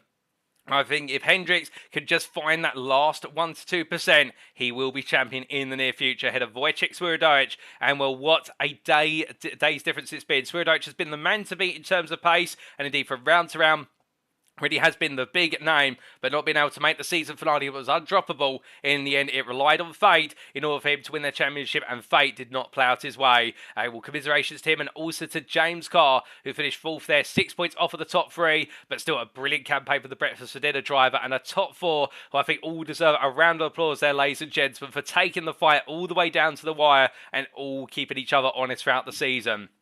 Francois Schenk, P5 there, and will not a championship can we successfully defend his title, but still finished inside the top 5, and really was best of the rest in P5 on 516 points. With Shepka, P6 there, once again the Honda Civic driver showing that he may not have had the car for the season. The Elantra seemed to be the car to go from Hyundai, but we saw Shepka delivered everything he could out of the Honda, and another stellar campaign. In fact, I would at this point liken him to a bit of a Jason Plato in the grid, for the simple reason that Plato in his latter years of touring car, not picking the favourite cars, but still making sure to take cars that weren't the strongest, but put them right up there. Shepka doing the same. And then Connor Achtela on his debut season in the Alpha Championship, doing it very well to finish P7 in the end, being pipped to P6 by Shepka, but still finishing 11 points off, and Achtela will now have a baseline with which to try and go hunting after a top 5 finish next season, if not higher. Justin Rhodes there at P8, your Delta champion there, and a P8 overall. We're definitely going to be seeing him in the Alpha class next season. I think there's no question about it. Pipping Jerome Bajulas and David Bauer inside the top 10. And as we look outside the top 10, We can see Robert Abrams P11 on 324 points, 7 clear of Jacob Wally, your runner-up in the Delta class by a considerable margin over Eric Statz, who finished P3 with Kurt Smith on his debut season in the Delta class, P14, P4 in class. Congratulations to our Delta champion and also the Delta runners-up, John Lowes on P15 in a championship campaign that was a very difficult one this season, and still he'll be looking to bounce back in Season 7, ahead of Daniel Sodino, and then Adrian Fedorowski, Mark Darnell, Kirk Lane and Dan McFarlane completed the top 20, and a special mention to Dan McFarlane to finish P20 after only participating in what was effectively a quarter of the season, and to gain 142 points in such a short period of time. He's definitely one to watch out for in Season 7. Outside the top 20, Dom Savio there, P21. 116 points, 30 clear of Daniel Smith, with James Logston, Auguste Blondell and Jason Lange the run to 25. We have Charlie Pouillet P26 ahead of Michael Cochran, Mark Senegal, Spencer Cockane and Samuel Curran. And then we can see outside the top 30, Aaron Law finishing P31, not able to compete in all the rounds, but picking up some points here and there, ahead of Robert Schrenkler, with Damon Mitchell, Wiley Cox, Joseph Etzel, Tyler Montanes, Aaron Hall, Michael McLeod, Simon Bajuk and Alex Kotlowski completed the run to P40. And as we look to P41 through to P50, John Hinman, Tony Roma, Ryan Walter, Mark Crawford, Michael Zepp, Ian Maddox, Gurkan Demir, Benjamin Harris, John Lynch and Katie King. And then our final finishes in the championship stands, 57 drivers competed across the season, a good number of them not able to make every single round. For P51, James Vance ahead of Stefan Chalafu, Ethan O'Rig, Corey Allen, Joe Camilleri, Ryan Windfell and Mark DeBoer. But as we now come to the team's championship standings, of course, we did see Breakfast for Dinner still at their championship crown last time out. But in the battle for the runner-up slot, Yellow Flag Motorsports just pipped Hassel's Motorsports to the post by a margin there of less than what was 40 points, 39 points when it's all said and done. But congratulations to Breakfast for Dinner for taking the team's championship crown, and to Yellow Flag Motorsports for being our run-up. Hassel's Motorsports keeping them honest all the way through, and a late resurgence of Beaver Buzz Energy putting them P4 there, but a top 4 that definitely tried to take it to the wire, ahead of Talksteer Racing, who P5 on 619 points there, ahead of Not Last Motorsports with QZ Motorsports, and Back of the Pack Racing that completed the team's championship standings. So once again, a huge congratulations to our Alpha champion firstly of Logan McKinzie, 655 points, 1 win all season. 11 top 5s and 23 laps led throughout the season there. And that just goes to show you don't need to be the winner of every race in order to be a champion. You just need to score a consistent and the roundabout points over the course of the season, and you will be a champion. And the same congratulations to our Delta champion, Justin Rhodes there on 402 points with 7 Delta wins and 10 top 10s. Really a man in his own class win the Delta class, and well, he'll be looking forward to that promotion to the Alpha class next season, and I think his target will be to try and beat Connor Achitella as a minimum as the 2 most recent Delta promotees. But with that, ladies and gentlemen, it is now time for us to wrap up. Thank you very much for watching, and if you have enjoyed today's show and you've enjoyed the entire season of the Alpha Touring Challenge, of course Season 6, and you want to know more, then why not check out our official website, the ATC website, which may be found at alphatouringchallenge.wordpress.com. Alternatively, if you do want to go to the heart of all the racing action, then you're very welcome to join the Alpha Touring Challenge Discord. Sign-ups are still open for Season 7, and we'd be more than happy to have you join us on the grid. And we'll speak of Season 7, ladies and gentlemen, next time, well, we will be back on Monday, the 20th of March, 2023, that should say, not 2022. I think that's been done in a little bit of error. We're not going back in time. We are going to be going forward in time to 2023 to kick off Season 7. But indeed, it is going to be another championship campaign to remember. We are going to have reigning champions who need to hold on to their places, and we also will have rising stars coming out of left field. And well, will it be another championship crown for Logan McKinzie? Can he make it 5 in sequence, or will we see a new star rise to the top? Could it be Dan McFarlane? Could it be Wojciech Świrydowicz? Or could it be somebody else? And in the Delta class, well, we will have a vacuum opened up with the expected promotion of Justin Rhodes, but will it be Jacob Wally who leads the way, or could we see a new Delta rise to the foreground? All that and more in a few weeks' time when we get underway once again, ladies and gentlemen. But it has been a pleasure bringing you this Season 6, and now it's time for us to bring the curtain down. We have been Alpha Touring Challenge. I've been your host and commentator, Paul TX11 Walsh, also known as Britain Spit, depending on what media you follow me on. It's been a pleasure bringing you Season 6, and until next time, well, remember to stay well, stay safe, stay smiling, but most importantly, remember to stay on track. Good night.